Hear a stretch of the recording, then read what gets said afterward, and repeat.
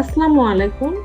আপনাদের সবাইকে আর্থ and জিওসেন্সিফাই 2024 A welcome জানাচ্ছি। আমি আমিনা সাদিয়া এবং আমার সাথে রয়েছে আমার আরো আর্থ এর মেম্বাররা, যারা কিনা এই পুরো প্রোগ্রাম ইনস্ট্রাক্টর হিসেবে আপনাদেরকে সহযোগিতা করবে এবং পুরো ওয়ার্কশপে আপনাদের সাথে থাকবে।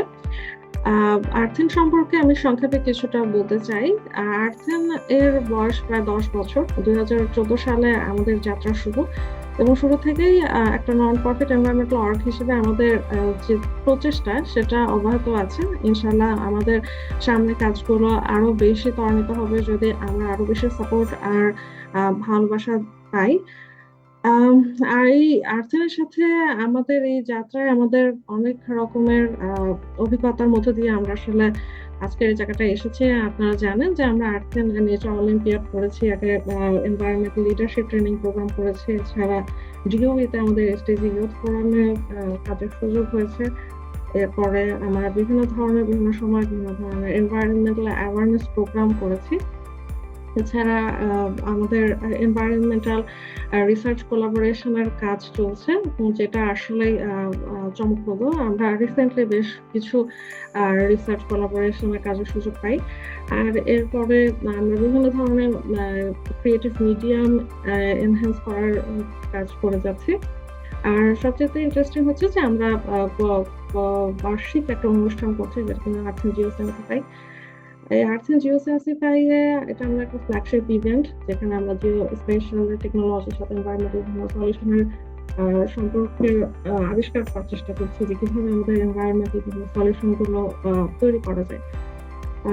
সেখানে আমরা হ্যান্ডস-অন বিভিন্ন ধরনের ওয়ার্কশপ আর এক্সপার্ট লেড বিভিন্ন সেশন চলে, ইন্টারঅ্যাক্টিভ সেশন থাকে, যেখানে যারা কিনা পার্টিসিপেন্ট তারা সরাসরি এক্সপার্টদের কাছ থেকে আসলে সাহায্য সহযোগিতাগুলো পেয়ে থাকে, দিক নির্দেশনা পেয়ে থাকে যে কিভাবে কি করা যায়।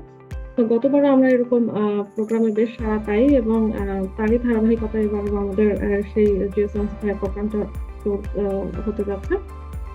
তো আমি আসলে আর সময় ক্ষেপণ না করে আমি সরাসরি আমাদের প্রথম সেশন মাসুমা চৌধুরীর মিশমার সেশন আমি চলে যাচ্ছি। ও কিছু থিওরিটিক্যাল একটা সেশন চলবে মেশিন লার্নিং এর উপরে। আমার মনে হয় আপনারা সবাই সেটা উপভোগ করবেন। ধন্যবাদ। মাসুমা চৌধুরী মিশমা। তো আমি মূলত প্রেজেন্টেশনটা দিব ইংলিশে।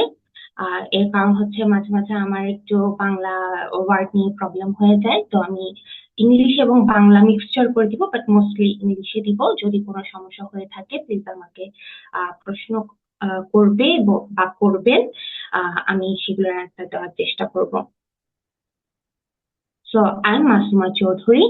I am working as an Earth observation data scientist in one of the private company in Spain, which is named GeoSensify Resources. And I am also a doctoral candidate at University of Cadiz in Spain. Here, before I go and talk about machine learning, I thought that I should give an introduction of my academic and research career so that every one of you have a glimpse of idea, because I receive a lot of messages asking people how I changed my background from environmental science to earth observation data science, which is a very different topic than my undergraduation. So here I'm giving you a glimpse of my academic background, where I did my undergraduation in University of Chittagong in 2017, and after I finished my undergraduation, I was fully funded through the Erasmus Mundus scholarship for water and coastal management. It was in 2000. It started in 2018 and ended in 2020, as it was 2 years of master program. And during this master course, I started learning about satellite, more about satellite algorithm, and then coding, environment, and so on. And as soon as I finished my master thesis, actually before 1 week or 2 weeks before I finished my master thesis, I defended my master thesis, I received a job offer from one of the Spanish private company, which is GeoSensify Resources. It is a ESA subcontractor. We work for European Space Agency in the astronomy department as well as Earth observation department. So in that company, I'm working as an Earth observation data scientist. And after working 1 year, I applied for an industrial PhD in Spain, and I was funded for a 4 years of fellowship, where first 3 years were for PhD, and the final year was for postdoctorate collaboration. So now I am a PhD student. I'm going to finish my thesis. Hopefully, I will defend it in April, and then I will start my postdoc position. As well as I also have this job after my PhD. I can continue working in this sector. So here are a glimpse of the software that I usually work on for my work, for my research and my professional work. And here are a glimpse of the research collaboration that I have been involved in my journey, during this academic journey. I had the opportunity to work very briefly as a university research assistant in Chittagong University during 2017 and 2018, and then during my master's program, I was fortunate enough to do a research stay in the largest governmental research institute in Spain, which is called ICMAN-CSIC. And during my PhD, I have been doing two research stay. One is a national research stay, that is another very famous remote sensing institute in Spain, which is called Image Processing Lab from University of Valencia, and then another research stay in Norway University, which is the Arctic University in Norway. And on the left-hand side of this presentation, you can see all the works that I have been doing. Most of them are published and some others are under revision in reputed journals. So that was all about my introduction. I gave that because I received a lot of questions from my juniors in IFA school asking how I did my journey. So I thought it's a good place to introduce myself and then talk about the work that I'm doing currently. So in this GeoSensify 2024 session, I'm going to give you a brief introduction about the AI techniques, artificial intelligence techniques that can be used for remote sensing and GIS purpose. But before talking about the artificial intelligence, first, just do some recap about remote sensing and GIS. So what is remote sensing? Remote sensing is a data acquisition technique without being in physical contact of the object we want to observe. So, for example, any kind of data that we are observing through satellite, through airplane or drone, all of that can be considered as a remote sensing technique or remote sensing tools. And through remote sensing, we can observe different Earth ecosystem. Through remote sensing, we can observe a different Earth ecosystem, whether it's land, whether it's water or atmosphere. Then what is GIS? GIS is an integrated computer system that consists of the hardware and the software to store and manage, to analyze and to display our data in a geographically referenced interface. Okay, so in combination of remote sensing and GIS, the segment where we are observing data through a remote sensing technique, through satellite, through drone or air flight, that whole thing is called remote sensing. So from observing an object on Earth till we are taking we are transferring the data from satellite to the ground segment, that is a part of remote sensing. When we are processing this data to make a useful map for Earth observation, and the process we are employing for doing that, it's called GIS procedure. So that is how remote sensing and GIS are very correlated to each other in Earth observation sector. Through remote sensing and GIS, we can do many applications. There are some of the applications. Some of these slides are taken from the previous GeoSensify we did last year. So here it's a recap of some of the very common application of remote sensing and GIS that we can do or we can see. For example, land use land cover classification, urban land mapping, then wetland mapping, flood mapping. These are the very common application of remote sensing and GIS that is done very frequently. And in this session, I'm not going to give a whole introduction about remote sensing and GIS because in our previous session, in last year, we did very thorough descriptions and hands-on practice on remote sensing and GIS. So if any of you are interested in the basic theory of remote sensing and GIS, you can write us and we can share the recorded materials from the last session with you. And there you can get the idea. In this session, in this presentation, I'm only going to address some of the basic remote sensing and GIS techniques that are useful for machine learning or artificial intelligence. Among all these, the most important thing is the spectral signature. Let me see if I can get rid of this black thing. Okay. Okay. So the most important thing in machine learning for remote sensing is the spectral channel. What it is that all the satellites capture data in different channels of the electromagnetic spectrum. Here we are talking about only optical satellites. We are not talking about any radar satellites or the SAR satellites or thermal satellites. We are only focusing on optical satellites. And using these optical satellites, you can work on Earth observation for land use land cover classification, for water body classification, then for regression purpose. So in optical satellites, depending on the sensor quality, the satellite is capable of capturing information in different segments of the electromagnetic spectrum.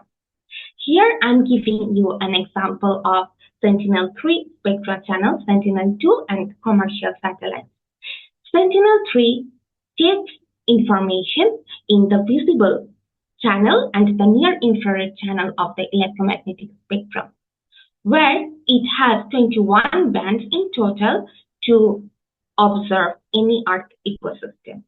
In Sentinel-2, Sentinel-2 is a multispectral satellite data. It has fewer channels than Sentinel-3.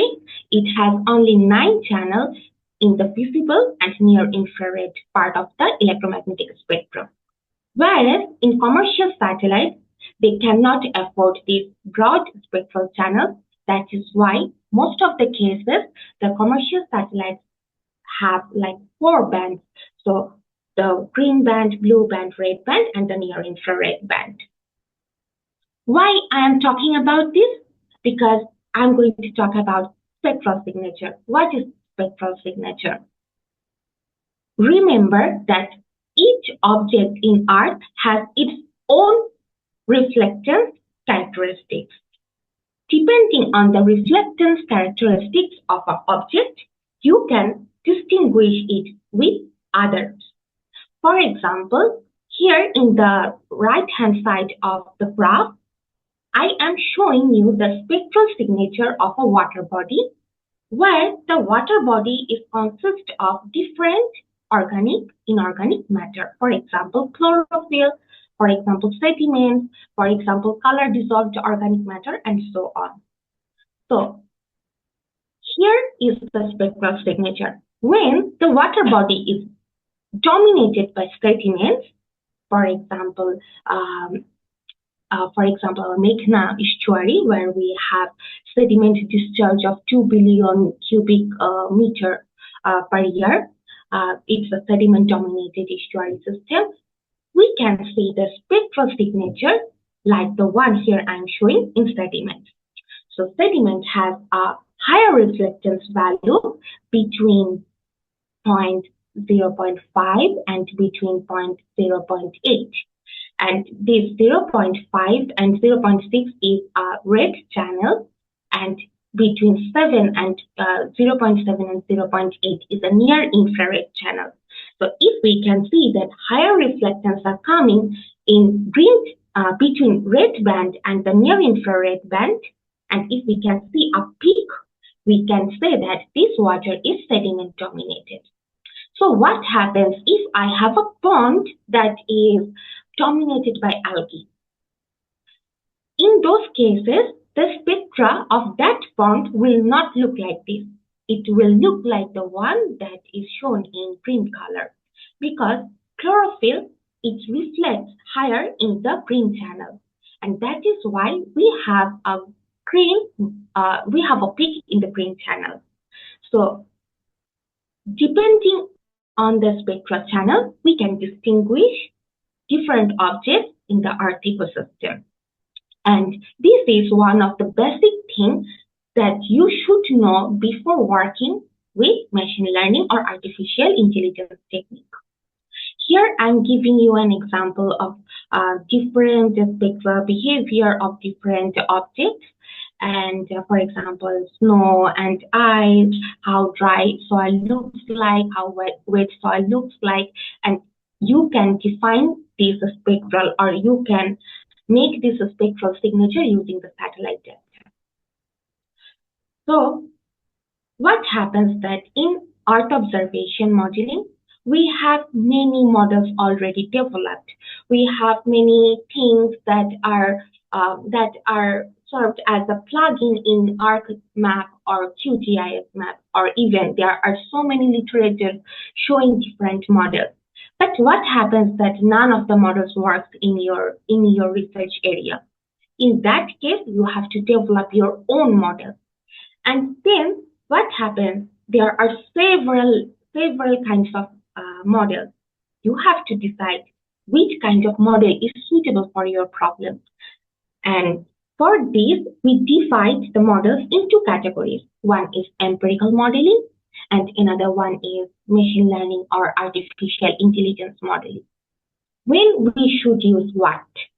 When you have a very straightforward relationship between your dependent and independent variables, then we use actually empirical modeling, because it is a mathematical model, it's a statistical model which is very easy to develop and very simple.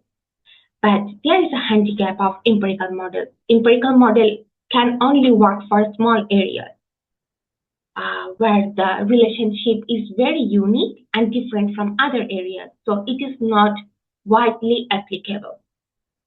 You can develop it for a small region of interest. But if you want to develop a global model that you can apply anywhere of the world, or if you have a data set that is more complex in relationship, that is very difficult to identify the independent-dependent variables relationship, in those cases, you need machine learning, or depending on the data complexity, artificial intelligence. Here I'm giving you two examples, case examples. In the left-hand side, I'm showing you the spectra of turbid water as well as clear water, which has a very, very straightforward relationship. For example, here you can see an RGB image of Sentinel-2 satellite data where you can see different dots. And for each of the dots, I have plotted the spectrum in this graph. Can you see the cursor of my mouse in the screen? Is it visible? Okay. And if you have any question, please take a note. And once I finish giving my presentation, I can answer you one by one. So here I am showing the spectral signature of this point here. The black color here shows less turbid water or clear water because it's open ocean. And the more we are going towards the estuary, the turbidity is increasing because the estuary is discharging a lot of sediment dominated water, and that is why the more closer we are to the estuary, the more turbidity we have. And when I plotted the spectrum, I could see that, okay, in clear water, I have less spectrum, and whenever I'm going towards the estuary, the reflectance are changing. And I could see that first, there was no peak in the 665 channel. Okay, let me tell you that below is the bands of Sentinel-2. So 443 is band 1 of Sentinel-2 satellite, which is coastal blue band. 492 is blue band. 560 is green band. 665 is red band. 704, 740, 783, these are red age band. 833, 865 are... না, তোমার voice চলে গেছে। Sorry? Rishi, can you audio repeat again, please?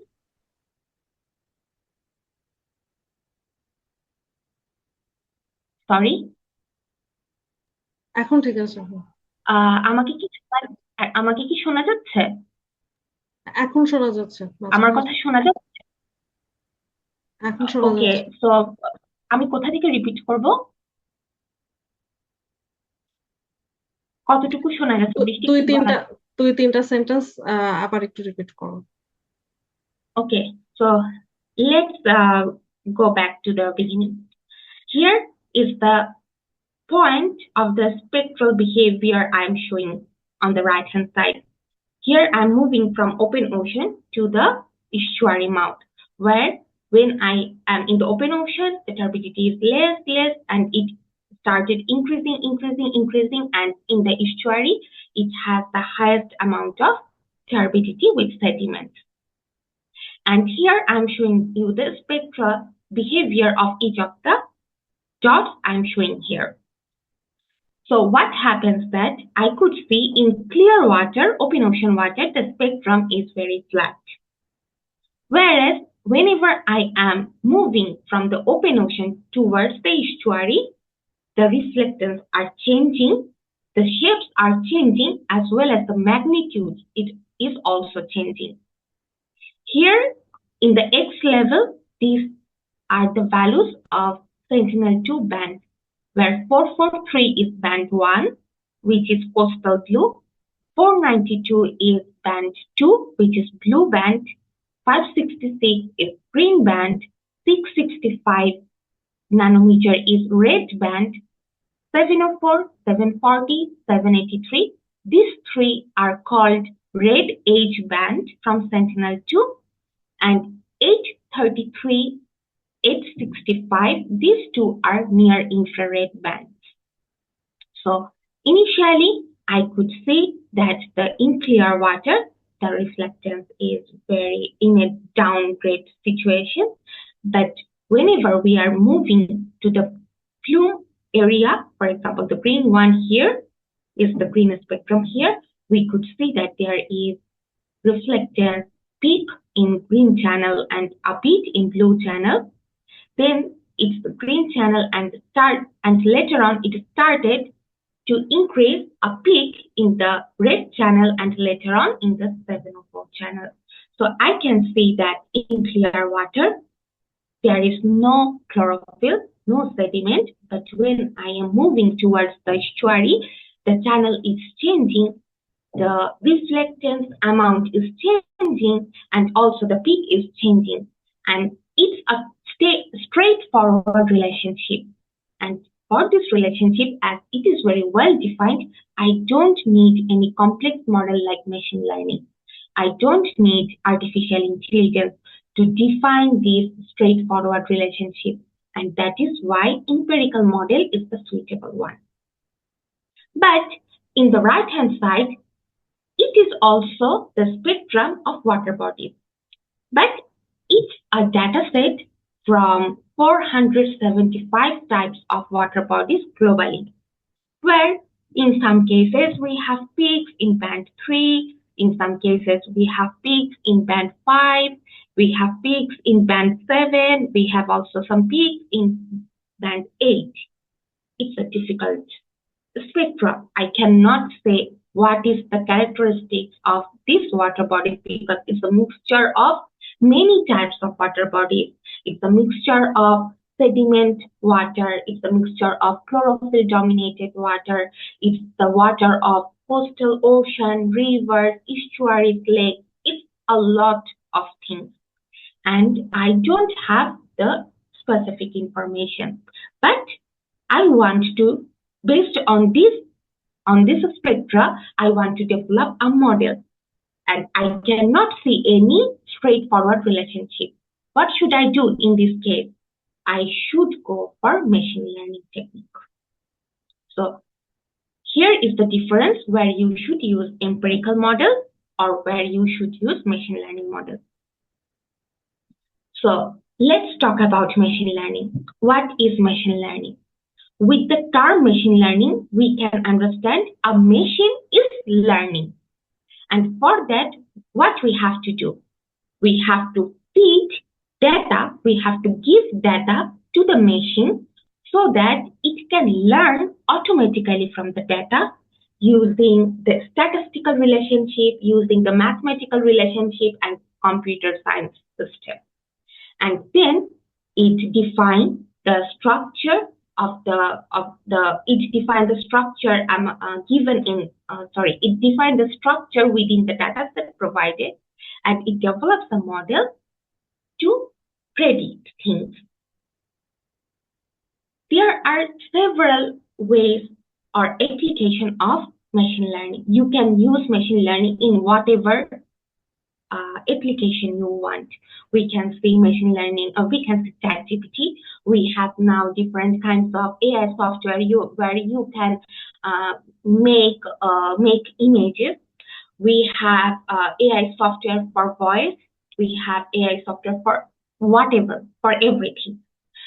But in Earth observation, there are also many applications of machine learning. And in this lecture, we are only going to focus on classification and regression model through supervised learning. What is supervised learning? Supervised learning is you are defining your data and telling your model one by one what it is.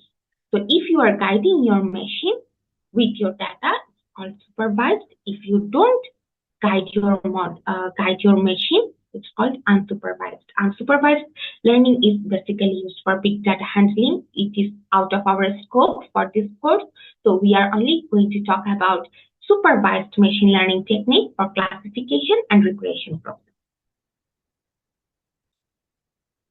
Okay, so before going to the next slide, I want to give you some clarification about classification and regression model.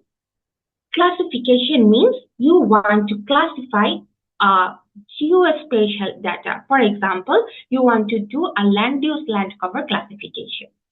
You want to do a land use land cover map, and that is why you have to define different class in your map. For example, this class can be forest, agriculture, then water body, urban area, and so on.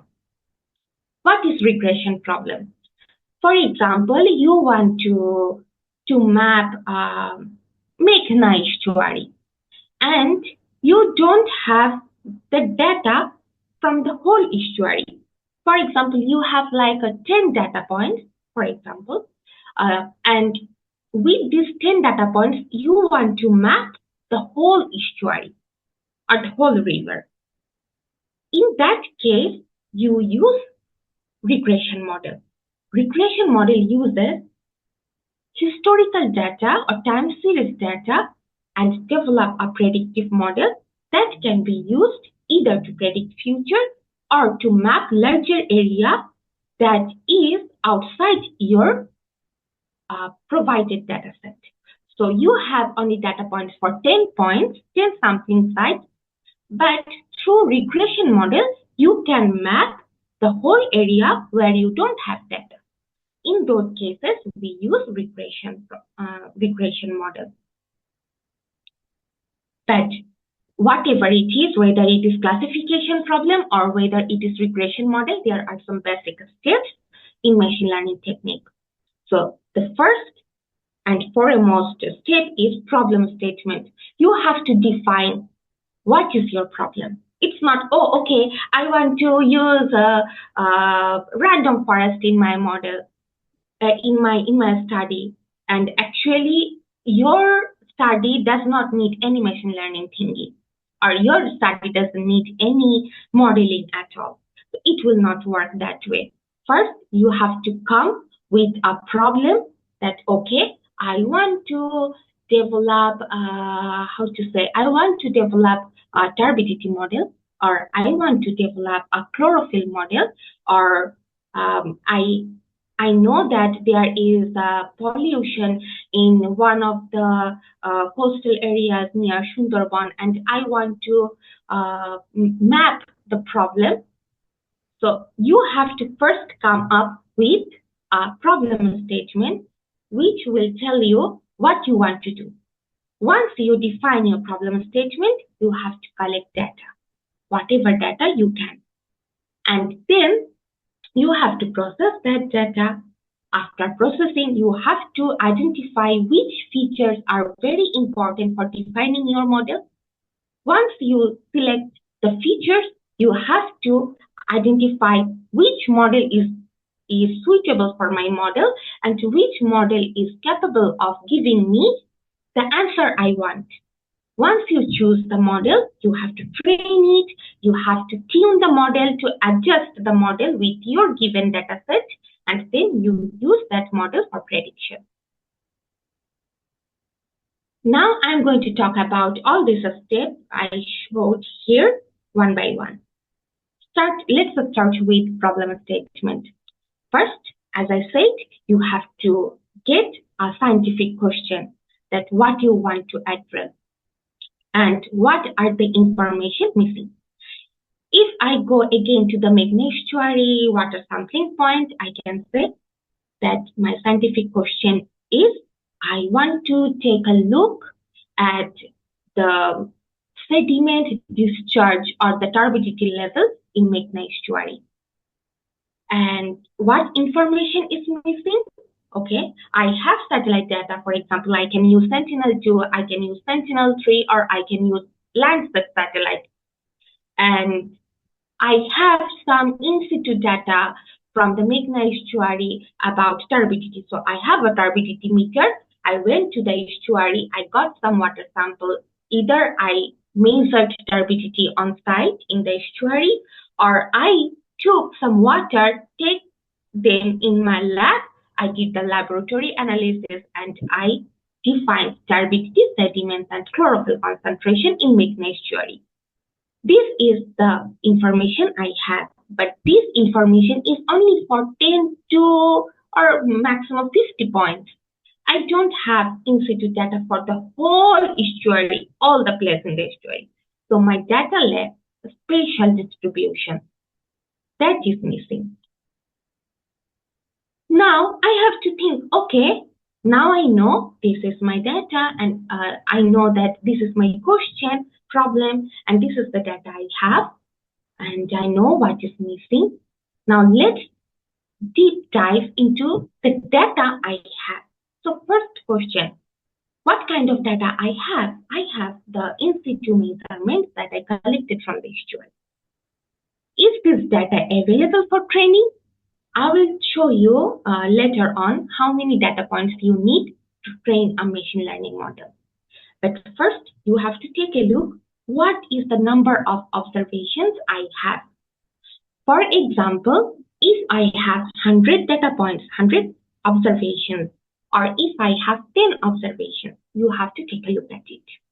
And then you have to see what is the structure of your data. Is it a spatial data? Is it a tabular data? Is it a continuous data? Or is it a discrete data? For example, if I give examples for all of these, if you have data for 24 hours from a single sampling site, that is a continuous data. If you have data from 10 different sampling sites and you have only 1 day data, that is a discrete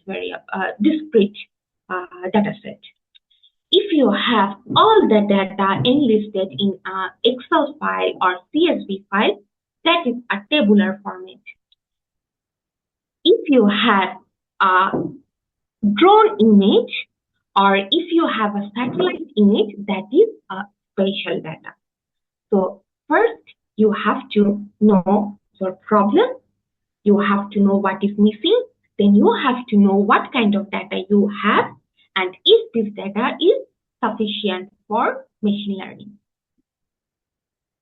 Once you have answer for all the questions that I said, now you have to know about your data, how your data is distributed, what is the quality of your data set, and if that can be useful for the machine learning model, or if I need the whole data set or a small data set of a small portion from that data set, we have to decide.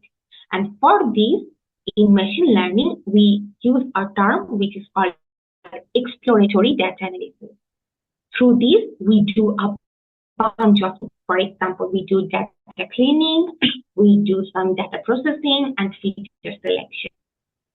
When I say data cleaning, each some cases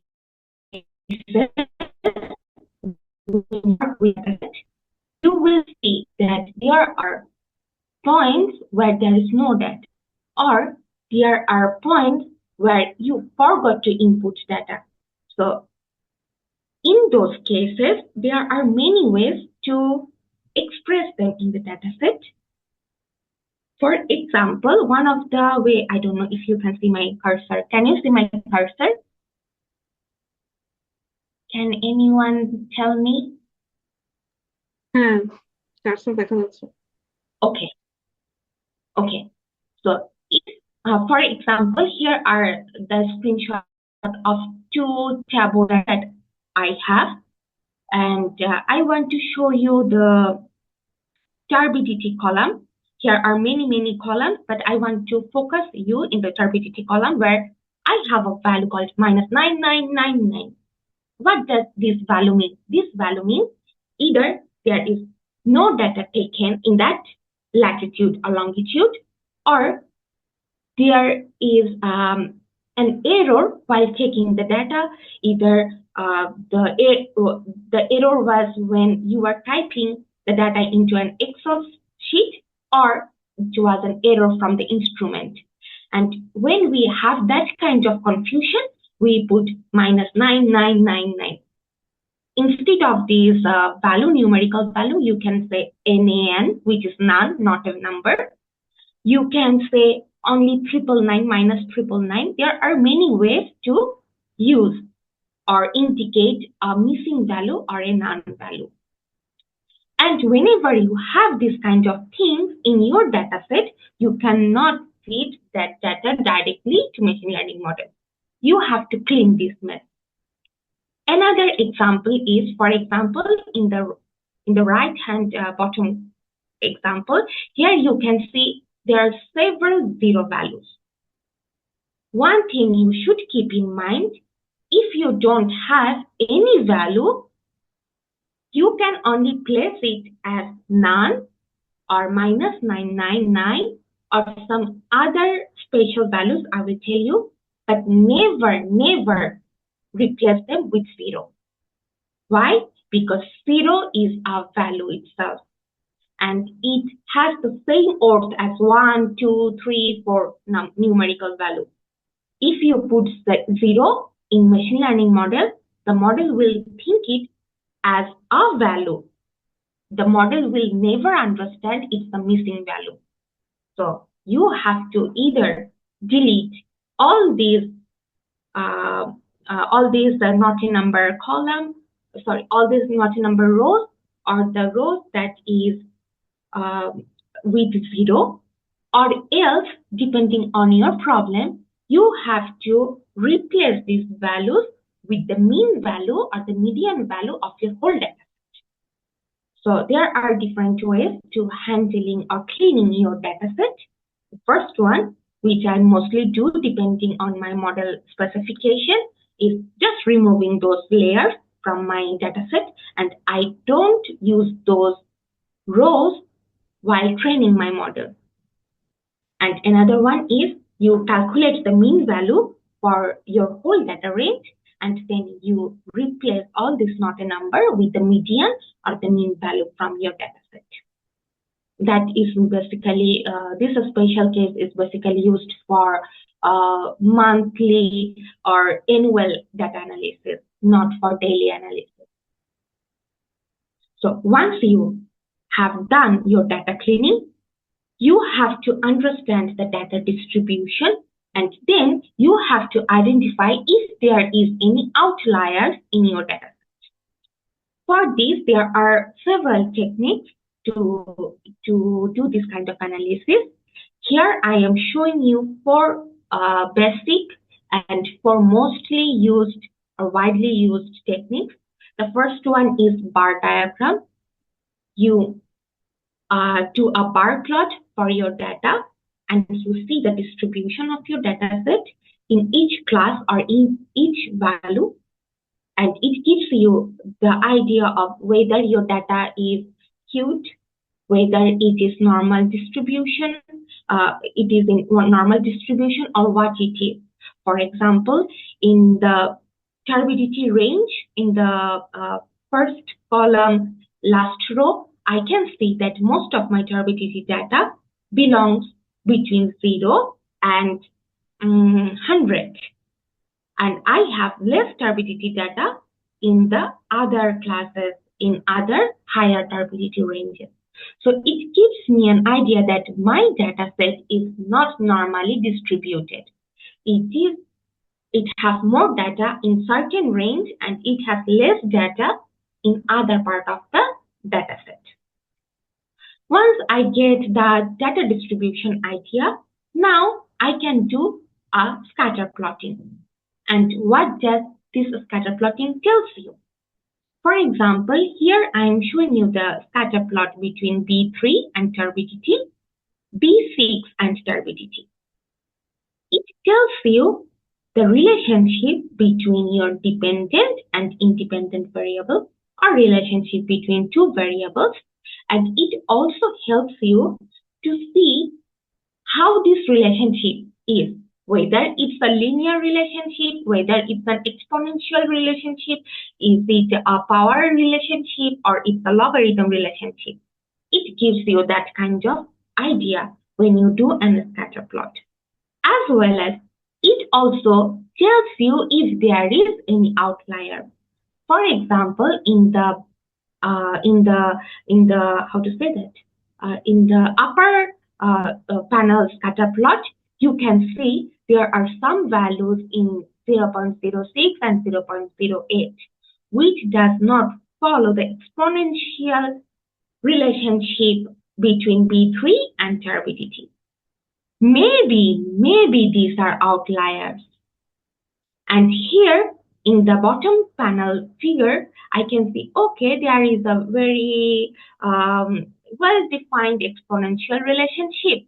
And here I can see a value that is above 0.07, and it does not agree with the exponential relationship I have for the other variables.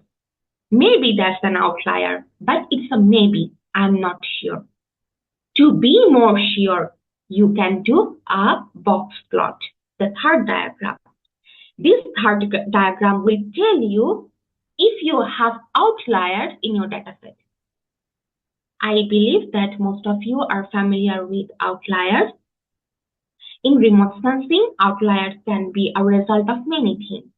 Maybe you have done something inaccurate during sample measurement. Maybe the instrument had some error. Maybe the sun reflection, the sun glint, the sky glint was not correct, or it was hampering when you are taking data. Then it can be that the data you got from in situ measurements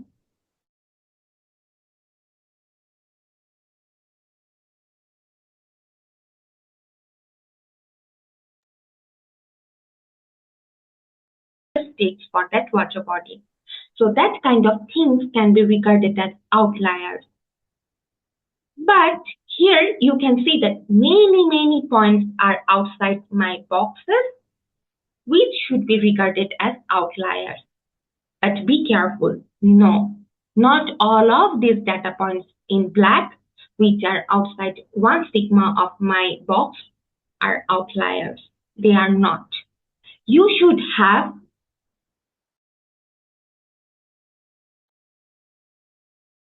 মিশমা আবারও video থেমে গেছে। of interest very well to understand whether your data has outliers or not. From my domain knowledge, I know that the discrete values I see here, these are outliers, but all the closely spaced data points I have in black color outside the box, they are not outliers. Why? I know that my data is skewed in 0 to 100 turbidity level. Turbidity is measured in nephelometric, fluorescence nephelometric unit. So I know that majority of my data is between 0 and 100 level of turbidity, and I have a small amount of data in other ranges that is over 100 to 2000. And that is why when I did a box plot, my mean value is very close to 0, and all the higher values that I have in this bar diagram are considered as outliers, which are not outliers. So you have to be very careful when you are doing outlier analysis. So what I did not remove these values because these are real data and that are not outliers, but these discrete values are outliers, so I got rid of those outliers. And once I have a clean data set, now my turn is to do feature selection. And how should I do a feature selection? One of the very easiest way to do is plot heat map, which is shown in here, where lower values is in the blue color.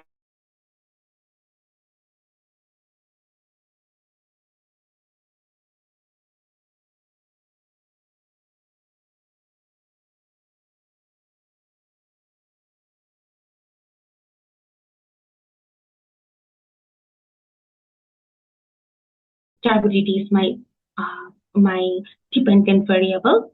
I want to create a turbidity model, and my feature variables or independent variables are Sentinel-2 bands, which are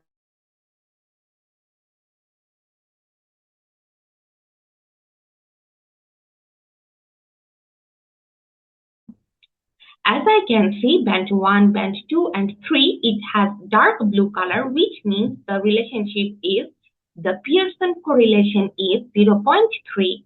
It means it has a very weak relationship. These bands are not suitable for my band. But when I went from B4 to B8A, I can see that my relation, the correlation is between 0.5 and 0.6 or 0.65. I can see a moderate, that's still weak, but it's moderate, not very strong. It's moderate relationship, and I don't have very high relationship with any of the bands. And as I have to choose among these bands, I want to choose band 4 and from band 4 to band 8A as my features to train the machine learning model. I will remove B1, B2, B3 from my training set because it does not have a moderate or a strong relationship with turbidity. So this is how I decide among my whole data set which features are important for my model. And for the other boxes, you can see the interrelationship between different bands. For example, if I consider this box, someone has opened her microphone. Can you please turn it off? Okay. So if I consider this red box, it's the relationship between band B2 and then here B2. If I consider this orange box, it's the relationship between B2 and B3. That is how you can see the relationship not only between the dependent and independent variables, but also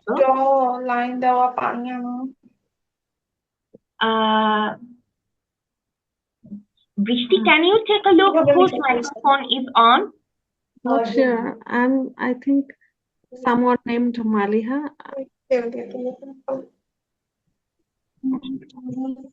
Maybe you can mute it, Vrishti. আমি যদি mute করি তাহলে তুমিও mute হয়ে যেতে পারো। আচ্ছা। No, you can mute her.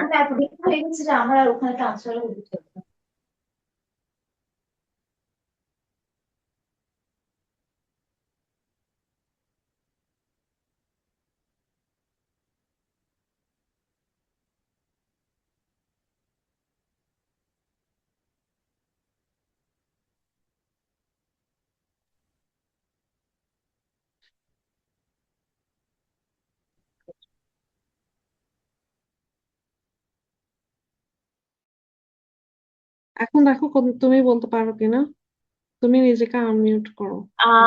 Now can you hear me?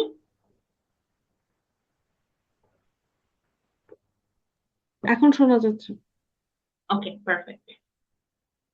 So with heat map, you can define the relationship between independent and dependent variables, as well as you can see the relationship between the dependent variables. So that is a really useful visualization plot. And from this plot, I have decided to select B4 from B4 to B8A. So 1, 2, 3, 4, 5, 5 bands for my turbidity model. This is the feature selection procedure.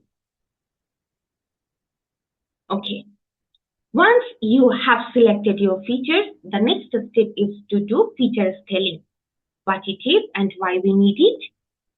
Because if you have multiple variables, the values for each of the variables can be different. For example, if I say, if I have, for example, two variables, variable 1 and variable 2, variable 1 ranges from 0 to 10. The values for variable 2 ranges from 0 to 100. So they have two different ranges. And if I feed this data to machine learning models, some of the models can get confused. There are some models which are smart enough to understand, but mostly some of the models get confused. And we don't want to do that. We don't want our model to get confused. So before feeding the data, we should scaling the data set so that all the variables have similar distribution. And for this, we have different techniques. You can do log scaling, you can use min-max scaler, or you can use standard scaler. In log scaling, you just put log scale in your dependent and target variable. Sorry, independent and target variable. In min-max scaler, you normalize your data set, the distribution within 0 and 1. So all the data set has some scaled values that is ranging from 0 and 1 as shown in the above graph. And then there is another one technique which is called standard scaler, where you calculate the mean and then you show how your data set is deviated from the mean. So these are the three techniques, and there are some more you can use in machine learning. And the most common one is min-max scaler. Once you scaled your data, the next step is to decide which machine learning model you should use.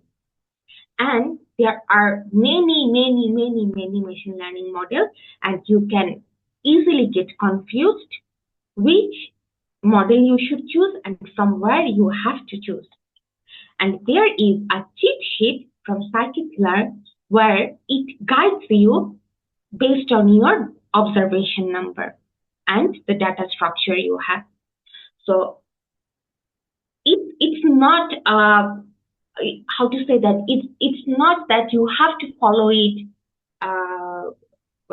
You have to follow every details. No, it's not true in all purposes as well, but it can help you to start your journey. So the first model you develop in machine learning, it should not be the best model. It should not be the correct model. In my case, I have developed numerous machine learning models, and I should say that my first few models were a garbage. It was rubbish at all. And I learned little by little which model is suitable and what I can do to make my model a better one. So don't get frustrated if you have done something wrong, and don't expect that you will do your best in your first model. No, it's not the truth. So this cheat sheet tells you that if you have, okay, first of all, this cheat sheet tells you that you need minimum 50 observations to run your machine learning model. So, for example, if you have less than 50 observations, what should you do? Go for empirical model. If the relationship is straightforward. But what happens if the relationship is not straightforward and you have less than 50 data points? You have to collect more data points. There is no other way. So you have to collect more data sets for using a machine learning model. When you have more than 50%, when you have more than 50 observations, then you have to take a look at the category of your data, whether it is a level data or whether it's a quantitative data. What does I mean by level data? If the data is saying, okay, this is water, this is land, this is a road, this is agricultural land, this is vegetation, and so on. That's called a level data. And whenever you have a data set like this, it's a classification problem. But what happens that when you don't have these levels in your data, instead you have a data set where it says, okay, in this point turbidity is 2 nephelometric unit. In this point turbidity is 10 nephelometric unit. In this point turbidity is 200. Here turbidity is 50. You have a quantitative data set, and when you have a quantitative data set, it's a regression problem. So this is how another way to classify your problem, whether it is a classification problem or it's a regression problem. Okay, so once you know if it is classification or if it is regression, you can move forward depending on your data set. And here they have given you some, for example, the pink one is classification problem and the light blue one is the regression problem. And they gave you some idea about how you should go for model selection. And you can follow this for your starting point, but this is not like how to say that, it's not like a straightforward guideline that you always have to follow. No, you can deviate from this guideline, but it's a good starting point. So once you have your data set, you have to now define whether and which model you should choose. From my experience, I would suggest you, whenever you have a data, go for simple machine learning first. Simple machine learning models include advanced linear regression, for example, the model of lasso machine learning, lasso model, ridge model, elastic net model. If you want a bit more complicated one, you can go for kernel ridge model, you can go for support vector machine. But whenever you have a big complex data set, go for random forest. But at the beginning, don't start with random forest, because random forest is an advanced machine learning model. You should first try different advanced linear regression model, different advanced machine learning model, that is like lasso, ridge, elastic net, kernel ridge, polynomial, support vector, and KNN, K nearest neighborhood. There are several machine learning models. You can use them. And once you do it, you will learn more about machine learning. And then, if you think that those models cannot answer your problem, go for more sophisticated one like random forest, gradient boosting, or deep learning neural network. Here, I'm going to give you some small theory about the models. On the left-hand side, this is a random forest model. The middle column is for gradient boosting model, and the right one is for deep learning neural network model. These are very big models, and it is not easy to provide all the information in this presentation because we have time limitation, as well as if I start talking, I can talk many days about machine learning. So there are so many information to learn about them, and this course is considered, this session is considered as like an initial, a beginner level of machine learning. In future, maybe depending on the demand, we will start giving more advanced level of machine learning training. So here I'm just going to talk about the basic things about machine learning, focusing on random forest and giving a small details about the other two models that I'm showing here. So first, start with the random forest model. Random forest is an ensemble technique model where it is developed based on decision trees. So each of the cluster here is called decision tree. And here in this example, we have 3 decision trees. And among these 3 decision trees, we have different sub-nodes. These round-shaped things are called nodes or neurons. For deep learning neural network, we call it neuron, but for random forest, we say it nodes. So in each node, we have more sub-nodes. These are called leaves. So first, individually, all these clusters are individually called decision trees, and these are the first one. The main node is called estimator, and then under this green node where we have other nodes, these are called leaves in random forest. And what it does, first you give your data set. It randomly divides your data set into different estimators or different decision trees. You can specify the number of trees you want in your model. And then you also have to specify how many split leaves you want, how you want to split your data set into how many leaves. And then it distributes the data set depending on what you commented. And then it makes all the trees makes its results.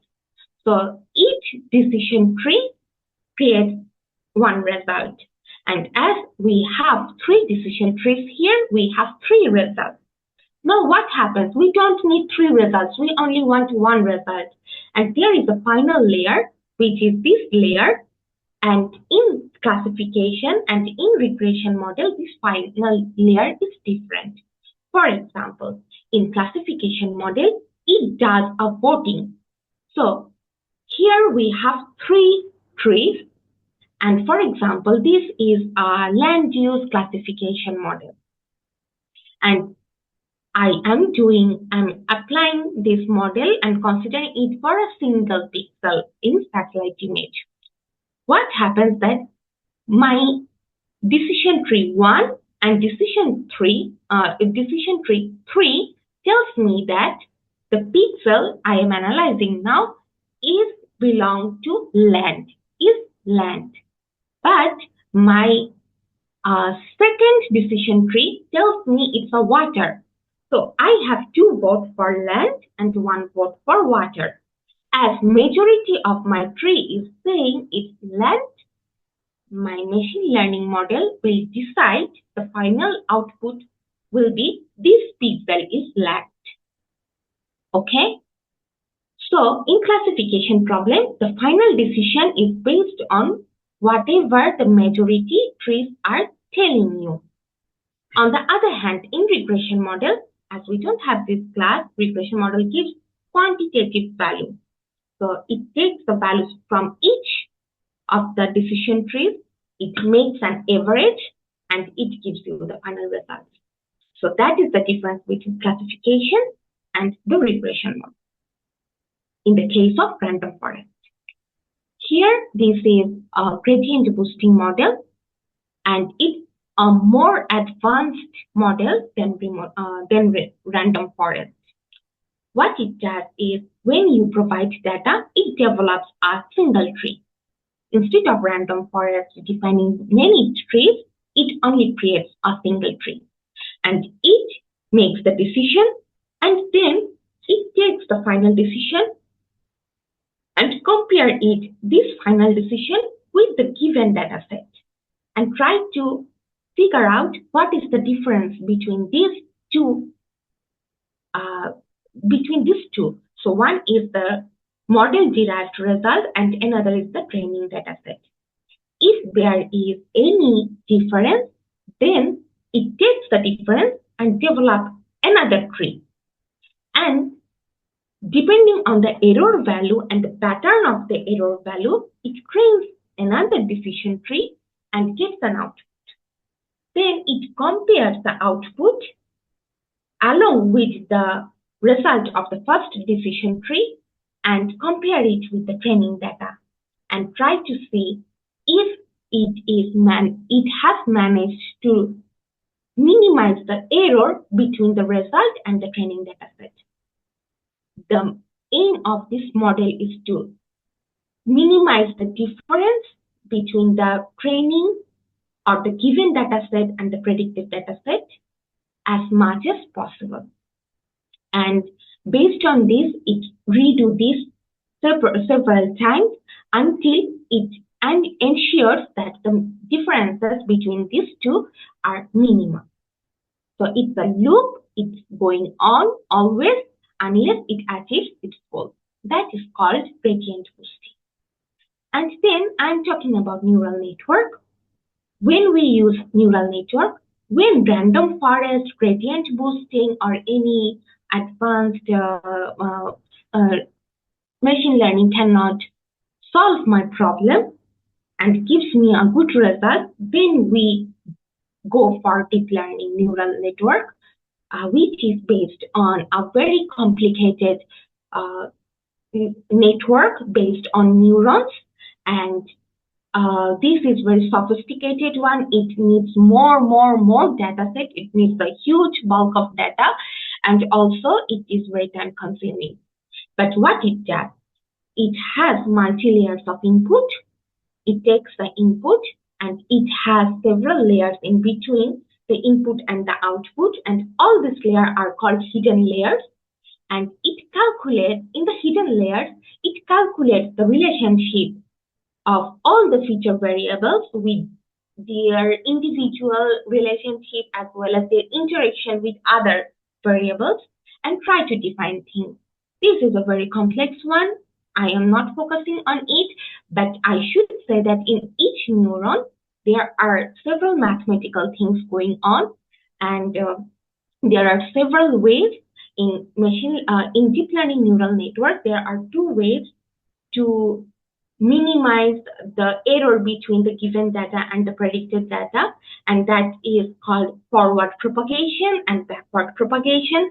So in forward propagation, you put input data, then in each neuron it does some statistical analysis. It calculates the linear relationship between the variables, then it calculates the activation function, and it transfers the result to another node, the next node. It goes on several ways.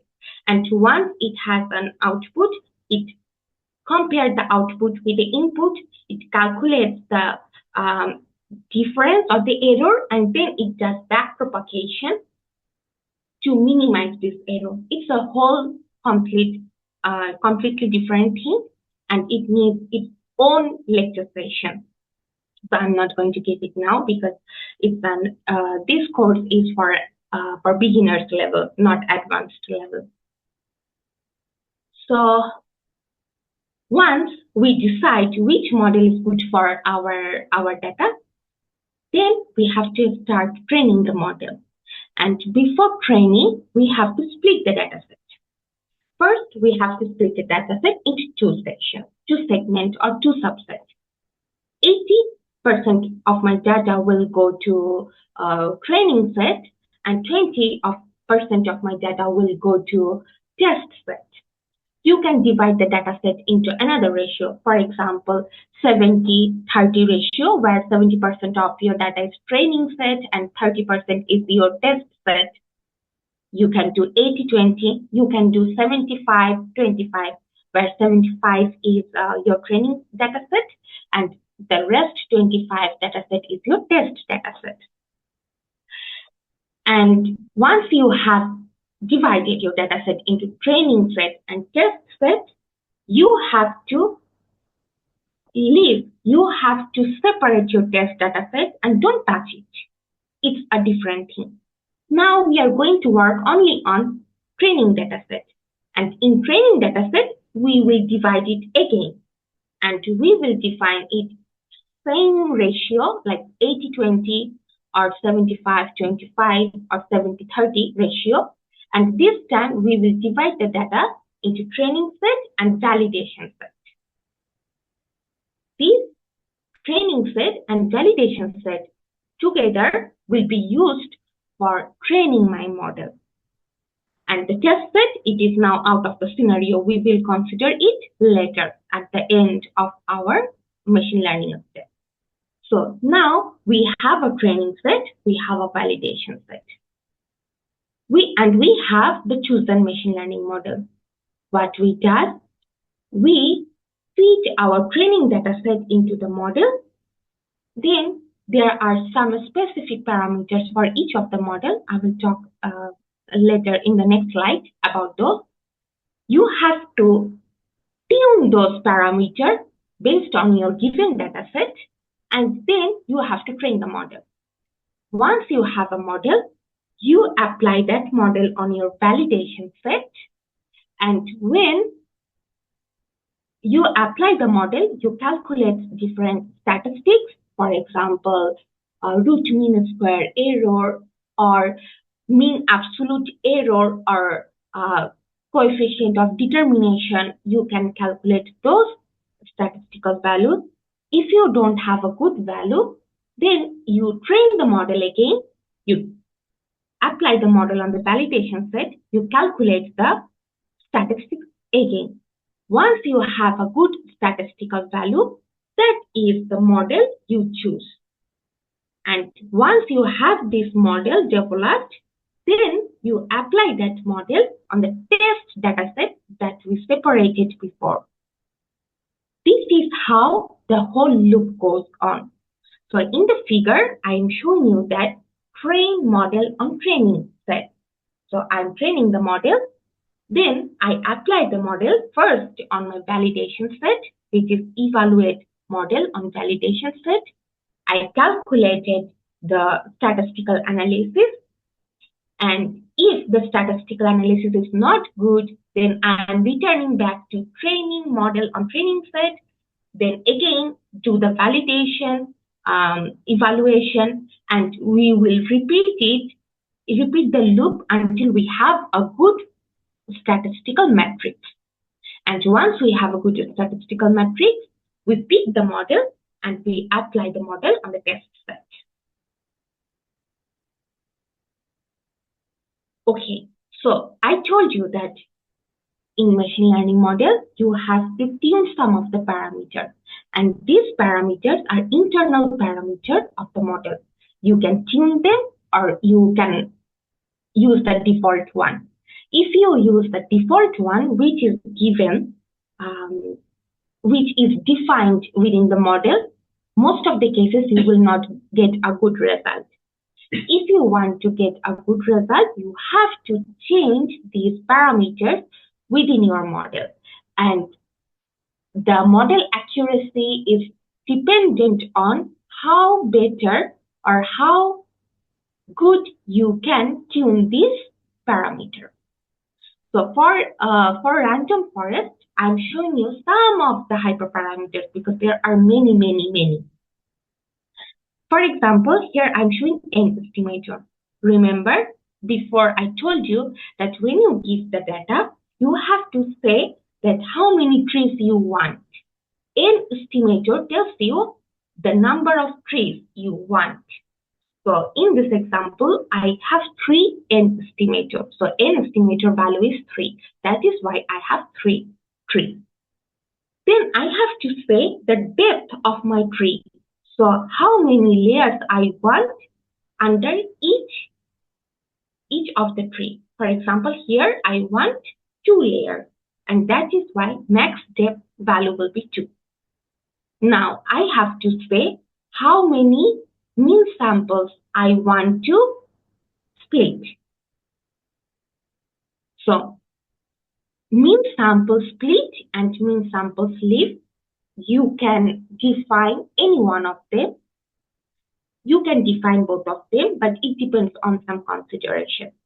First, let's talk about mean sample leaf. Remember, I told you that inside the node, the splits we have, or the nodes we have, the subnodes we have, it is called leaf. For example, in this node, we have 3 leaves. In this node, we have 2 leaves. In this node, we have 2 leaves.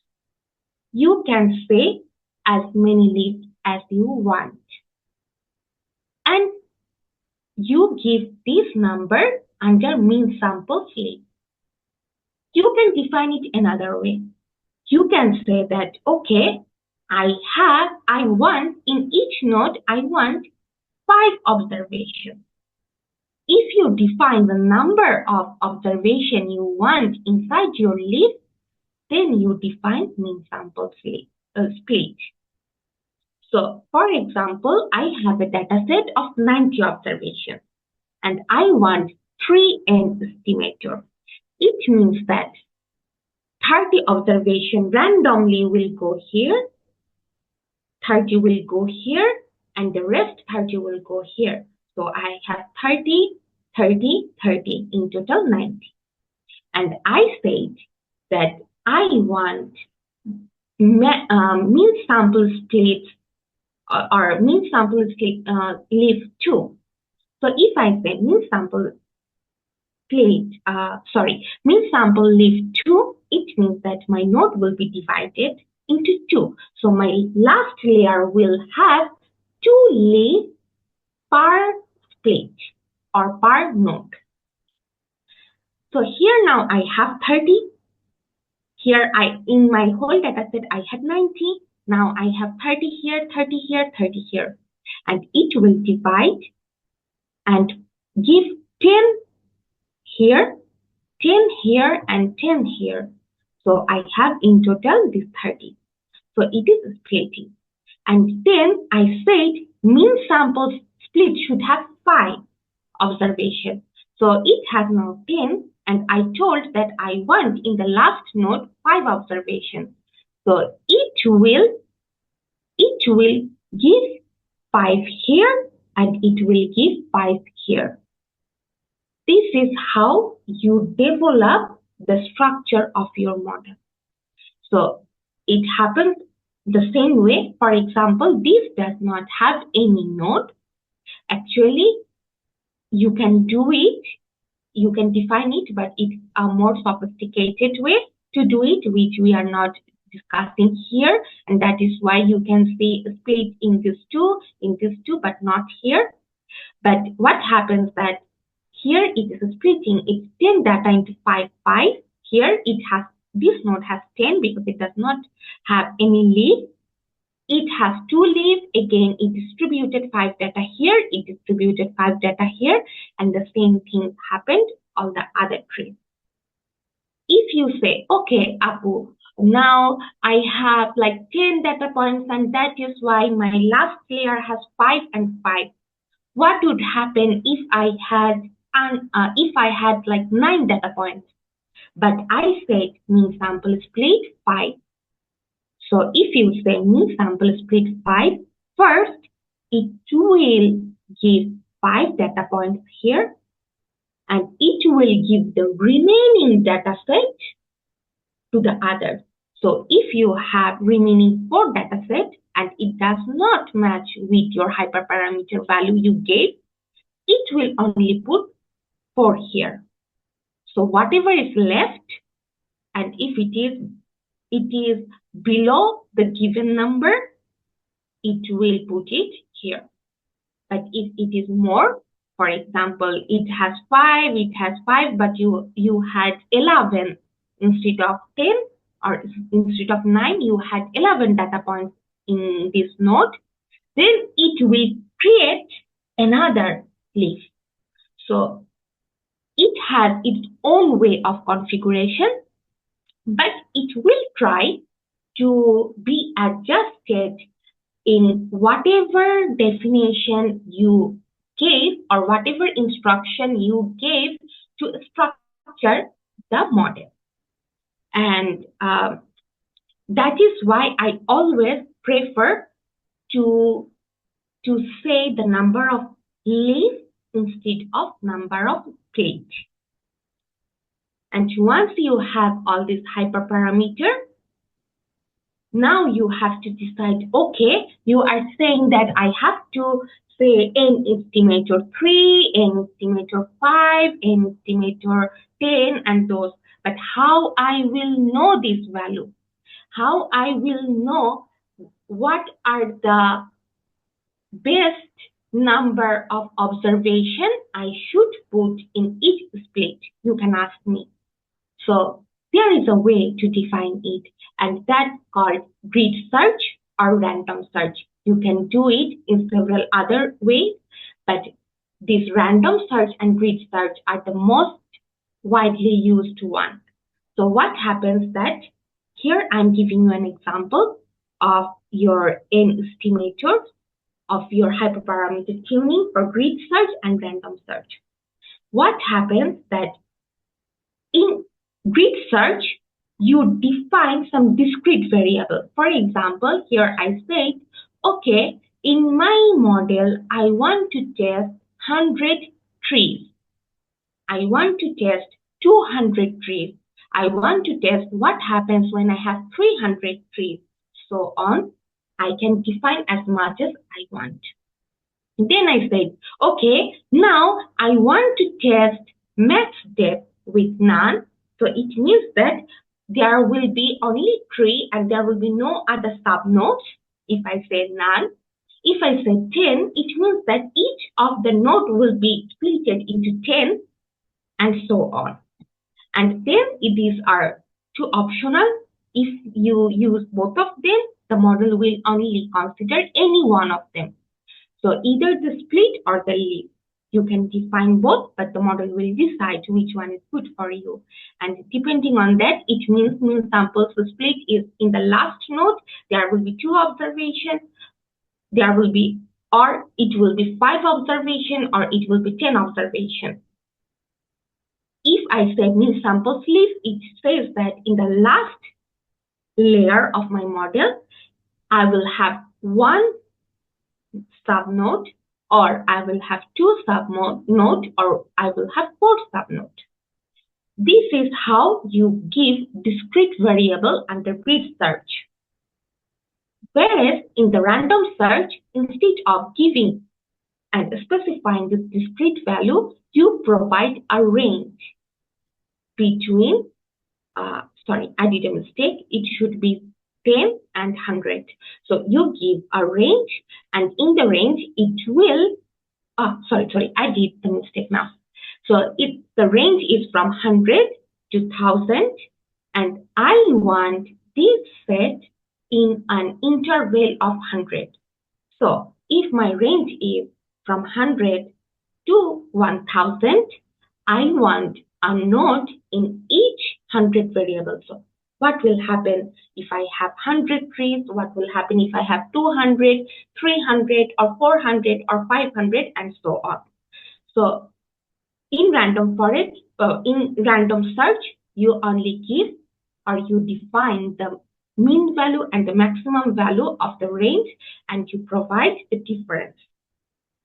And what does it do?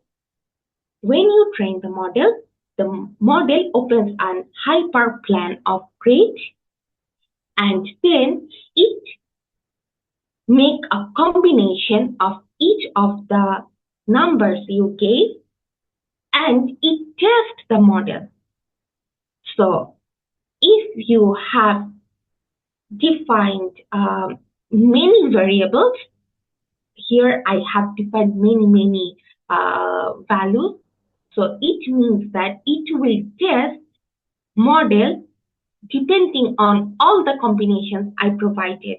So a combination of 100 with none, with 2, with 1. This is my first model.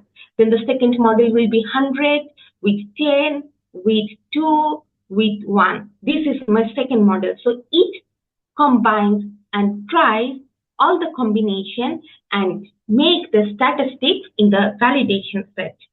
That's a very time-consuming procedure, but this is how you can get a better model if you tune your model like this, and that will give you a better results, better accuracy than using the default machine learning model. And you can use either breed search or you can use random search.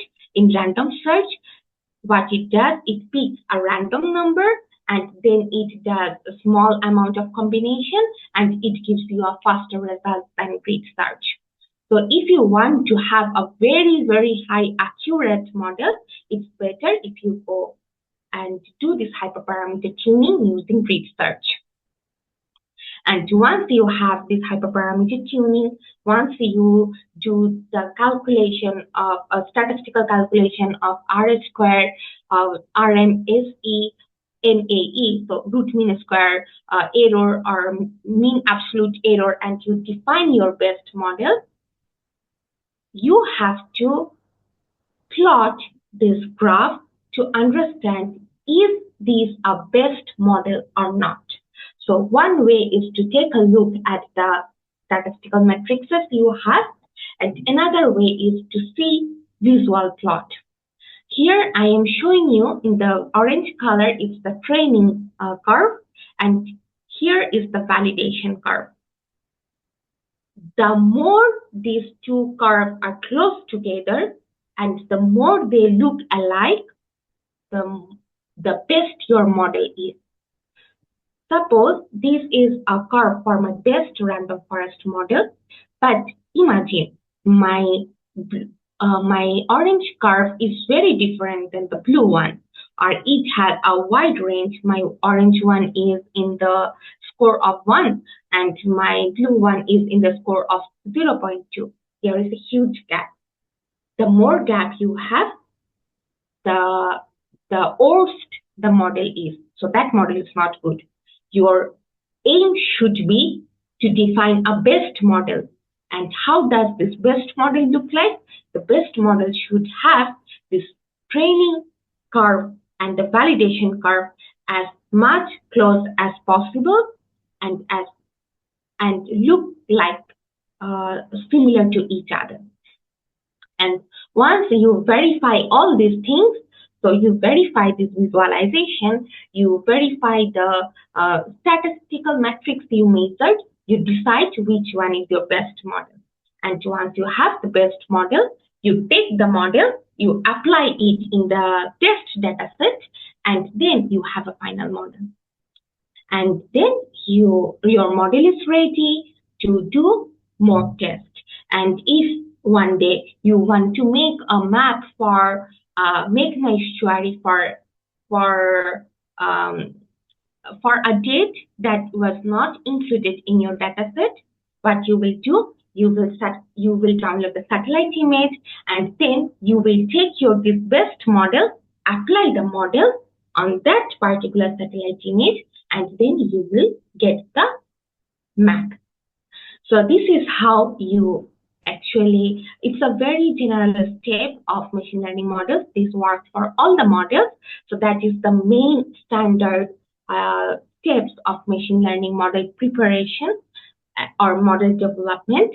And once you have it, you are done. And in this session, in this GeoSensify 2024, after I finish, Saurabh, our another mentor, will talk about the feature selection, the plot that I showed you, the histogram, the scatter plot, the heat map, and those kind of stuff. He will show you how to make them in Python, how to do them in Python. And in this case, we used a very small data set of 30 observations because we could not use more data sets because of some constraints, technical constraints and logistic problem. So we are using only 30 data sets to show you this feature selection. But as I said, for machine learning model, we need more than 50 observations. So the demonstration he is going to do, it's just to give you a glimpse of how you can do data visualization, the exploratory data analysis that I described before. And then tomorrow, Amina Sadia will show you how to train a deep learning model, which is artificial intelligence model, advanced machine learning model, and how to do parameter tuning to have a prediction.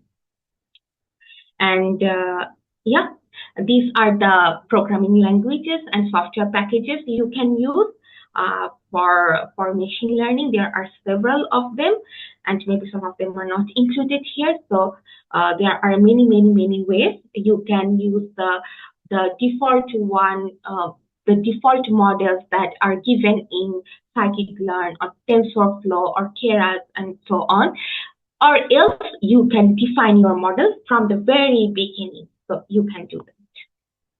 And then that's all. I don't know how much time I took, but that's all. That I should say that machine learning is a very big part, and each sector needs its own lecture. So it is not possible to cover everything, and I did not cover all the things that I use in my day-to-day life research. So there are many loops and there are many holes also that I did not cover. But if you have any specific questions, you can ask me. I will try to answer them. And depending on the response we get in this session, in this program, we will decide whether we will go for an advanced level in future or not. And I took some of the materials from the Trevor Platt Symposium, which was held by Plymouth Marine Laboratory Lab. Plymouth Marine Laboratory. In 2024, there was a huge training course from them. And then I took some research material, some materials from NASA RSET, and some of the materials from my master's degree, master's course that I did under Erasmus. And thanks to our team for giving me this opportunity to give a talk. And that's my contact details. If you want to reach me, you can reach me in whatever media you want. And sometimes I'm very busy to answer, but I will reply you whenever I get some time. So that's all. I am stopping my presentation here. Hope that is useful. And if you have any questions, please let me know. Thank you, Basma Chaudhary. I think Saurabh should join here. আচ্ছা, তো আমরা এতক্ষণ ধরে মিশমাপুর presentation দেখলাম যে ওখানে turbidity modelling এর একটা বিষয় উনি ব্যাখ্যা করছে। তো ওই বিষয়টা আমরা একটু হাতে কলমে হচ্ছে পাইথনে এক্সপ্লোর করার চেষ্টা করবো, এরকম কোনো ডেটা সেট আসলে কিভাবে দেখে আর কি। তো আমি যদি প্রথমে আমরা একটা ডামি ডাটা সেট বানাইছি, ওই ডাটা সেটটা যদি একটু আমরা দেখি, হোপফুলি আমার স্ক্রিন দেখা যাচ্ছে ঠিকঠাক। তো আগে যেমন আপু বললো যে খুব বেশি ডেটা নেই, 30টা অবজারভেশন আছে এখানে। প্রথম আমরা একটু ডেটা সেটটা একটু দেখি। যেখানে প্রথম কলামে হচ্ছে জাস্ট একটা আইডি, প্রত্যেকটা অবজারভেশনকে একটা আইডি দেওয়া। পরের কলামে হচ্ছে কোন ইমেজ থেকে আমরা ডেটাগুলো নিছি। তো প্রথম দিকে আসলে হচ্ছে টার্বিডিটি, আমরা বিভিন্ন পয়েন্টে টার্বিডিটি ধরে নিলাম যে আমরা মেজার করছি। তো ওই পয়েন্টের রেফারেন্স পয়েন্টে মানে একই পয়েন্টের আমরা ডিস্টেন্সটা এখানে দেখতে পাচ্ছি। তো সেকেন্ড কলামে আসলে কোন সেন্টিনেল ইমেজ থেকে অবজারভেশনটা নেওয়া হয়েছে এটা দেওয়া আছে। আর পরের কলাম হচ্ছে ওয়াটার বডি টাইপ, যেমন এখানে র্যান্ডমলি কিছু, সেটা রিভার হতে পারে, লেক হতে পারে, এরকম কিছু ওয়াটার বডি টাইপ দেওয়া আছে। পর হচ্ছে ওয়াটার টাইপ, মানে পানিটা আসলে কেমন ছিল, ওটা ডিরেক্ট অবজারভেশনের সময় ডাটাটা ধরেন কালেক্ট করা হয়েছে। এটা হতে পারে ক্লোরোফিল প্লাস সিডাম ডমিনেটেড হতে পারে, কখনো শুধুমাত্র সিডাম থাকতে পারে, আর কখনো দেখা যায় যে সেডিমেন্ট বেশি থাকতে পারে, যেমন সেডিমেন্ট ডমিনেটেড। এরপর হচ্ছে যে আমরা সেন্টিনেলের যেসব ব্যান্ড ব্যবহার করবো আর কি, B1 থেকে B81 পর্যন্ত, যেমন এখানে হচ্ছে প্রথমটা আলট্রা ব্লু, পরে হচ্ছে রেড গ্রিন ব্লু, হচ্ছে সিকোয়েন্সটা ব্লু গ্রিন অ্যান্ড রেড। এরপরে আপু যেমনটা বললো যে পরের গুলো হচ্ছে ভিজিবল এবং রেড এজ, এটাও সেম। আর V8টা হচ্ছে near infrared. Last of all আমাদের হচ্ছে টার্বিডিটি, যেটা হচ্ছে ডিরেক্টলি মেজার করা হয়েছে। তো এখানে ব্যাপারটা হচ্ছে আমরা এমন একটা মডেল তৈরি করতে যাচ্ছি যেটা হচ্ছে, যদি আমরা হচ্ছে এখান থেকে আমরা যদি ব্যাঙ্গুলার ভ্যালু দিই, মডেলটা যাতে হচ্ছে টার্বিডিটিটা কত সেটা প্রেডিক্ট করতে পারে। সো এটা হচ্ছে আমাদের উদ্দেশ্য। এক্ষেত্রে আমাদের প্রথম দিকে টার্বিডিটি আমরা ডিরেক্ট মেজার করছি, এবং ওই যে জায়গায় মেজার করছি ওই জায়গায় হচ্ছে আমরা ইমেজের রিফ্লেক্টেন্স গুলো কেমন আসে ওইটা আমরা দেখে নিয়েছি। আমাদের ব্যাপারটা হচ্ছে এটার মাধ্যমে আমরা এমন একটা মডেল ডেভেলপ করবো যাতে হচ্ছে আমরা যদি ব্যান্ডের ভ্যালু গুলো দিতে পারি, যাতে সে যে আমাদের মডেলটা যাতে আমাকে টার্বিডিটির ভ্যালুটা দেয়, এটাই হচ্ছে উদ্দেশ্য। তখন আমরা হচ্ছে এই ডেটা সেটটা একটু এক্সপ্লোর করবো আর কি পাইথনের মাধ্যমে। এটার জন্য আমরা চলে যাব হচ্ছে কেগল প্ল্যাটফর্মে। আমি একটু জাস্ট এটা একটু চেঞ্জ করি।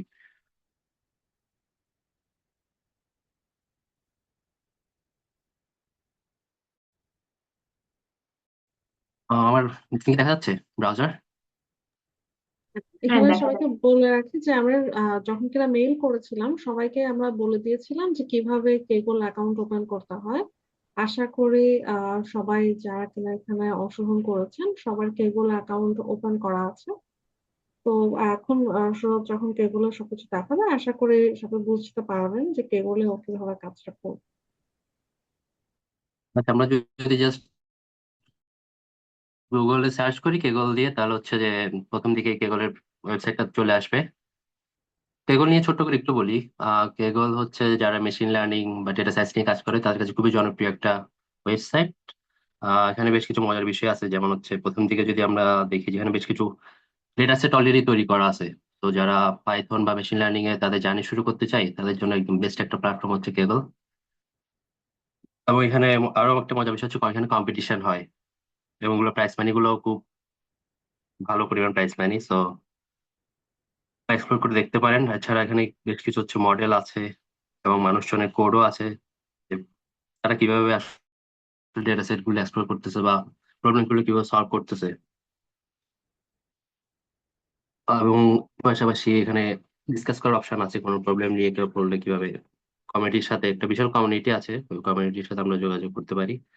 আর সবচেয়ে স্বাস্থ্য যেখানে একটা লার্ন প্ল্যাটফর্ম আছে, পাইথন থেকে শুরু করে বেসিক প্রোগ্রামিং থেকে শুরু করে পাইথনের বিভিন্ন লাইব্রেরি গুলো এখানে আছে। তো এই হচ্ছে কেগলের ইন্টারফেসটা। আমরা ডিরেক্ট এখন চলে যাব কোডে। আমরা যদি এখানে ক্রিয়েটে ক্লিক করি, নিউ নোটবুকে গেলে আমাদের নতুন নোটবুক চলে আসবে। সো আমি আগে থেকে একটা নোটবুক ক্রিয়েট করে রাখছি, সো আমি আর নিউ নোটবুকে যাচ্ছি না, আমি ডিরেক্ট আমার নোটবুকটাতে চলে যাচ্ছি, যেটা হচ্ছে এখান থেকে অ্যাক্সেস করা যায় নিচে এডিটেড, অথবা হচ্ছে কোডে গেলে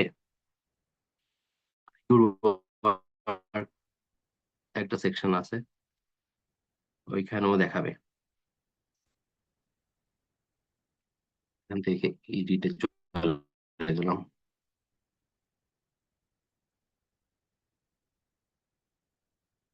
এটা লোড হতে একটু সময় নিচ্ছে।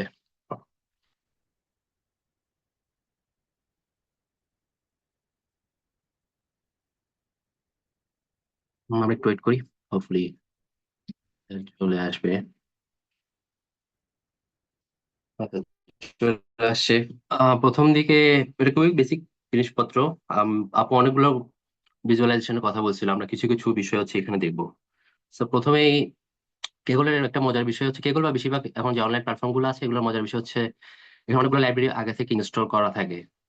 আমাদের ইনস্টলের কোনো ঝামেলা নাই, আমরা জাস্ট ইম্পোর্ট করে নিলেই হয়। আচ্ছা, আরেকটা বিষয় বলে রাখি, আমরা যে এখানে যে ইন্টারফেসটা দেখতেছি এটা হচ্ছে আসলে জুপিটার নোটবুকের একটা ইন্টারফেস। এখানে দুইটা বিষয় থাকে। তো এই যে সেকশনটা দেখতেছেন এটা হচ্ছে, এখানে বলা হয় মার্কডাউন। আবার যদি গুগল কোল্যাবে চলে যাই এটা হয়ে যায় টেক্সট। এখানে আমরা জাস্ট টেক্সট রাখতে পারি, বা আমরা কি নিয়ে কাজ করতেছি এটার একটা ইন্ট্রো দিতে চাইলে এটা দিতে পারি। পরের যে সেকশনটা দেখতে পাচ্ছেন আপনারা, এটা হচ্ছে যে কোডের সেকশন। এখানে দেখেন, আর আমরা যদি কোনো কোড ব্লক অ্যাড করতে চাই সেটা কোড হতে পারে, তাহলে কোড হিসেবে অ্যাড করতে পারি। অথবা আমরা যদি কোনো টেক্সট অ্যাড করতে চাই মার্কডাউন হিসেবে অ্যাড করতে পারি। প্রথমে আমরা কি করে নিলাম, এখানে হচ্ছে যে আমরা আহ, আমাদের যে যে পাইথনের লাইব্রেরি এবং মডিউল গুলো লাগবে সেটা আমরা ইম্পোর্ট করে নিচ্ছি। যেমন হচ্ছে পান্ডাস লাগবে, এটা হচ্ছে খুবই বেসিক একটা লাইব্রেরি, যেটা মানে মেশিন লার্নিং বা ডেটা সায়েন্স নিয়ে কাজ করতে গেলে সবার প্রথমে সবার সাথে যে লাইব্রেরিটার সাথে আমাদের পরিচয় হয় সেটা হচ্ছে পান্ডাস। তো পান্ডাসটা আমরা ইম্পোর্ট করে নিলাম অ্যাজ পিডি।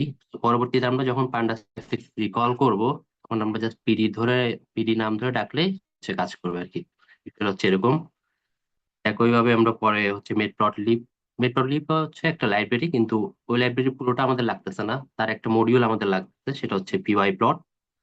তো ওই মডিউলটা আমরা ইম্পোর্ট করে নিলাম। একইভাবে আরেকটা লাইব্রেরি সেটা হচ্ছে সিবন, ওইটাও আমরা ইম্পোর্ট করে নিলাম। তো এখানে এই বাটনটাতে ক্লিক করলে এটা হচ্ছে রান হবে, অথবা আপনারা কিবোর্ডের কন্ট্রোল এন্টার দিলেও রান হবে। তো এটা রান হয়ে গেছে, অলরেডি দেখাচ্ছে এক্সিকিউটেড সেল। পরের ধাপ হচ্ছে আমাদের যে আমি ডাটা সেটটা আমরা একটু আগে দেখলাম, ওই ডাটা সেটটা আমরা এখানে অ্যাক্সেস করার চেষ্টা করব। একটা সিএসভি ফাইল ছিল এখানে। আপনারা ডান পাশে দেখতে পাচ্ছেন যে অ্যাড ইনপুট রেটের একটা অপশন আছে, আপলোডের একটা অপশন আছে। সেই ডাটা সেটটা আমি আপনাদের দিয়ে দিব, তখন হচ্ছে আপনারা জাস্ট এখান থেকে আপলোডে গিয়ে নিউ ডাটা সেটে ড্র্যাগ এন্ড ড্রপ করলে বা ব্রাউজ করে ওই ডাটা সেটটা এখানে ইনপুট করে নিতে পারবেন।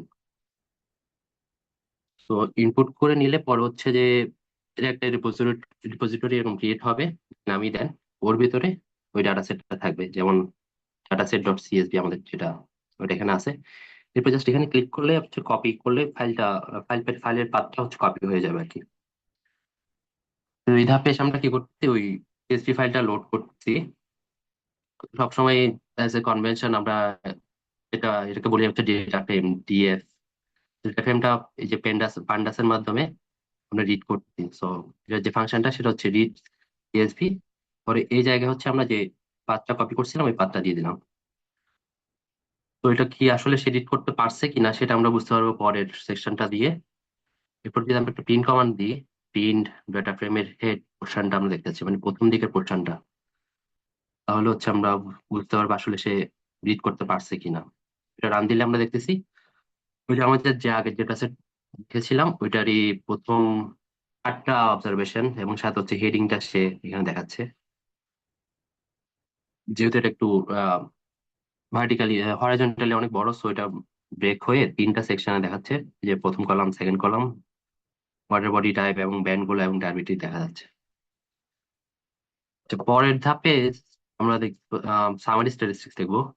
তো ফান্ডাসের খুবই একটা মজার জিনিস আছে যে আমরা যদি জাস্ট ডেটা ফ্রেমের পরে জাস্ট ডিসক্রাইব দিই, তাহলে হচ্ছে আমরা জাস্ট রেডিমেড কিছু স্ট্যাটিস্টিক্স এর ফিগার দেখতে পাবো। যেমন হচ্ছে যে কয়টা করে অবজারভেশন আছে, কাউন্ট দেখতে পাচ্ছি। তারপর হচ্ছে যে মিন, স্ট্যান্ডার্ড ডেভিয়েশন, মিনিমাম ভ্যালু, তারপর হচ্ছে পার্সেন্টাইল গুলা, যেমন first quartile, second quartile, third quartile, এবং ম্যাক্সিমাম ভ্যালু।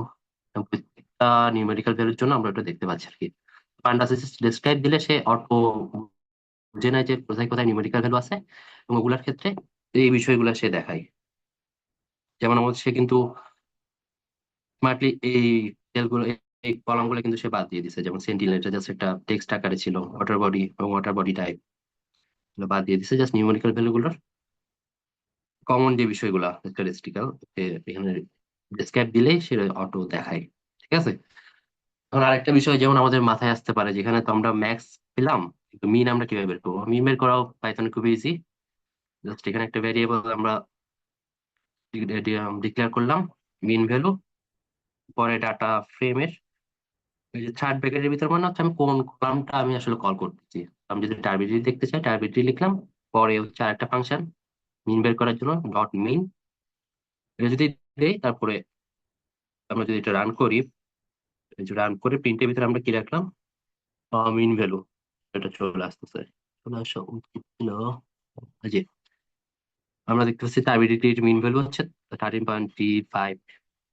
আমরা যদি এখানে টার্বিটরির জায়গায় অন্য কোনো একটা আমরা কলাম দিই, ধরো সাপোজ যে বি4 এর আমরা মিন দেখতে চাই, তাহলে বি4 দিকে জাস্ট করলে বি4 এর মিন ভ্যালু দেখতে পারবো। এরকম খুবই সিম্পল, খুবই সোজা। পরের ধাপ হচ্ছে আমরা কিছু আসলে ভিজুয়ালাইজেশন দেখবো অ্যাকচুয়ালি। যেমন আমরা পাই চার্ট বানাতে চাই পাইথনে। পাইথনে বলতে আমরা বেসিক্যালি হচ্ছে ম্যাটপ্লটলিবের যে মডিউলটা, ওই মডিউলটা ইউজ করব।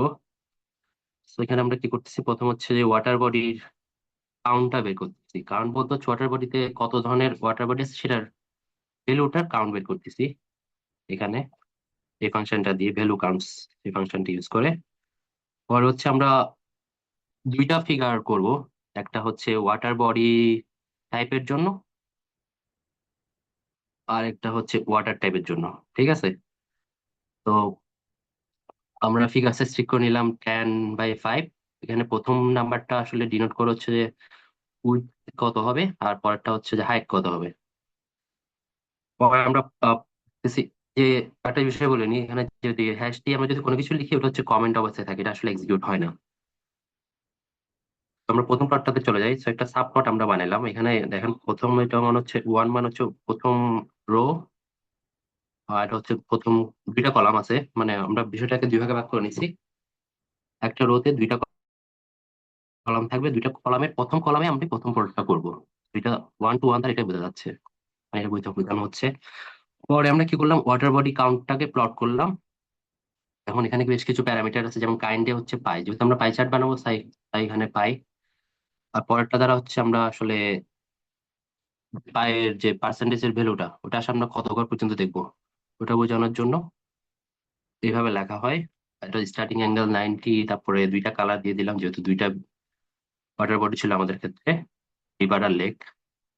আর এটা একটা টাইটেল দিয়ে দিলাম, টিএলটি ডট টাইটেলে, এখানে যাই লিখবো সে টাইটেলটা দেখাবে। আর এখানে হচ্ছে আমরা কিছুই দিই নাই। তো পায়ের ক্ষেত্রে আচ্ছা এটা আমরা রান করলে ভালো বুঝতে পারবো, এটা পরে ব্যাখ্যা করতেছি। একইভাবে ওয়াটার বডি টাইপের জন্য সেম ভাবে ওয়াটার বডি টাইপের ভ্যালু কাউন্ট প্রত্যেকটা ভ্যালু কতটুকু করে আছে ওইটা বের করে নিলাম। এটার ক্ষেত্রে আমরা কি অ্যাক্সেস করতেছি, রো 1 এর কলাম 2। ঠিক আছে, কিন্তু হচ্ছে আমরা কলাম 2টা অ্যাক্সেস করতেছি, এখানে আমরা কলাম 1টা অ্যাক্সেস করছিলাম, মানে পাশাপাশি দুইটা আমরা পাইচার্ট দেখতে চাই, এই জন্য এইভাবে লেখা। সেম ভাবে এটাও পাই, এটাও দশমিকের পর 1 ঘর পর্যন্ত দেখবো। আর আমাদের ওয়াটার বডি টাইপ আসলে 4 টাইপের ছিল, সেখানে 4টা কালার ডিফাইন করা হয়েছে।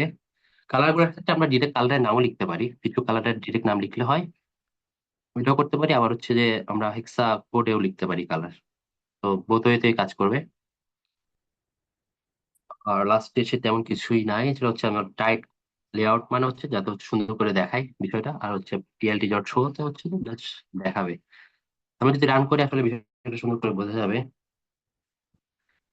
এই যে চলে আসছে আমাদের দুইটা পাই চার্ট। বন্ধুরা আমরা ওয়াটার বডি দেখতে পাচ্ছি, যেমন হচ্ছে যে 30% হচ্ছে লেক ছিল আর 70% হচ্ছে রিভার।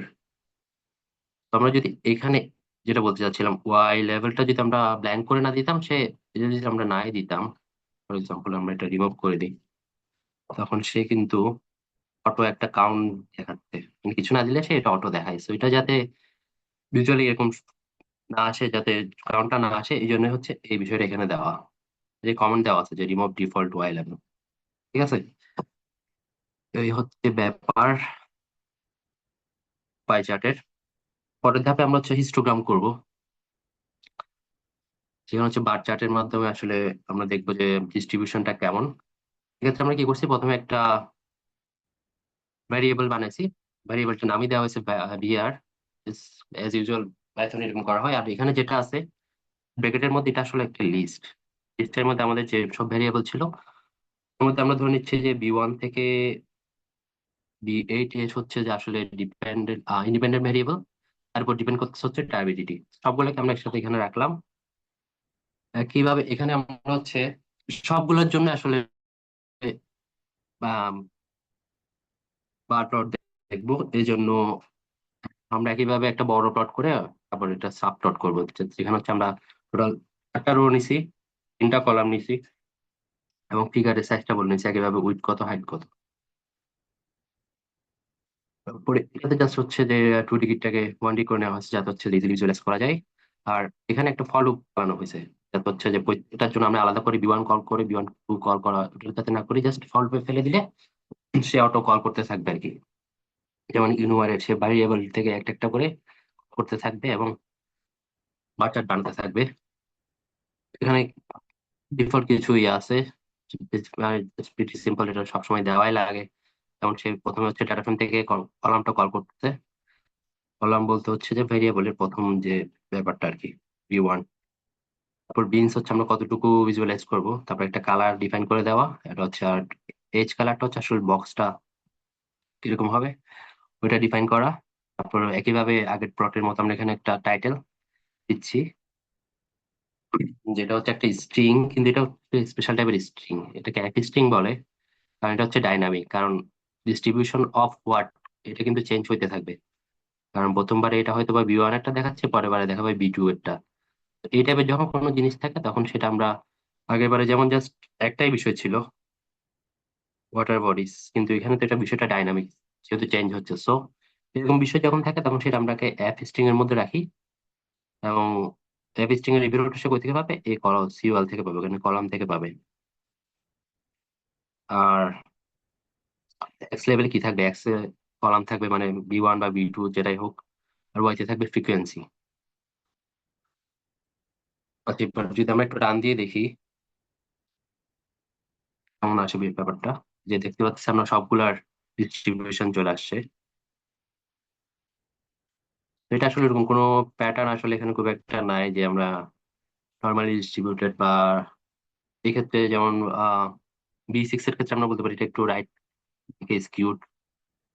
আর বি2 এরটা মোটামুটি নর্মাল ডিস্ট্রিবিউশন। সো এটার মাধ্যমে আমরা আসলে বুঝতে পারবো যে আমাদের ডেটাটা আসলে কিভাবে ডিস্ট্রিবিউটেড আছে। আর এখানে যেটা করছিলাম যে টার্ন অফ এক্সট্রা সাবপ্লটস, যেমন আমরা এখানে কি করছিলাম যে রো বানাইছিলাম, 3টা কলাম, কিন্তু আমার তো আসলে ভেরিয়েবল আছে হচ্ছে 9টা 10টা। এই যে বাকি 2টা হচ্ছে, আমরা যদি এটা টার্ন অফ না করতাম, তাহলে এখানে ব্ল্যাঙ্ক ব্ল্যাঙ্ক বক্স এসে বসে থাকতো এই জায়গায়, এই জায়গায়। এটা দ্বারা আসলে box টা যাতে না আসে, বিষয়টা যাতে সুন্দর দেখা যায়, ওই জিনিসটা করা হয়েছে। আর আগের মতো টাইট লেআউট এবং পুরো প্লটটা শো করা হয়েছে। হোপফুলি বোঝা গেছে চিত্রকে আমরা কিভাবে দেখাইছি। পরের ধাপে এসে হচ্ছে আমরা কি করব, আমরা রিলেশনশিপটা দেখার চেষ্টা করব যে একটা ভেরিয়েবলের সাথে আরেকটা ভেরিয়েবলের রিলেশনশিপ কেমন। সেক্ষেত্রে যেহেতু আমাদের উদ্দেশ্য হচ্ছে ব্যান্ডগুলোর মাধ্যমে স্ট্যাবিলিটি বের করা, সো আমাদের উদ্দেশ্য থাকবে বিভিন্ন ব্যান্ডের সাথে, মানে বিভিন্ন অন্য অন্য ইন্ডিপেন্ডেন্ট ভেরিয়েবল গুলোর সাথে আমাদের ডিপেন্ডেন্ট ভেরিয়েবল স্ট্যাবিলিটির যে সম্পর্ক, ওটা দেখা।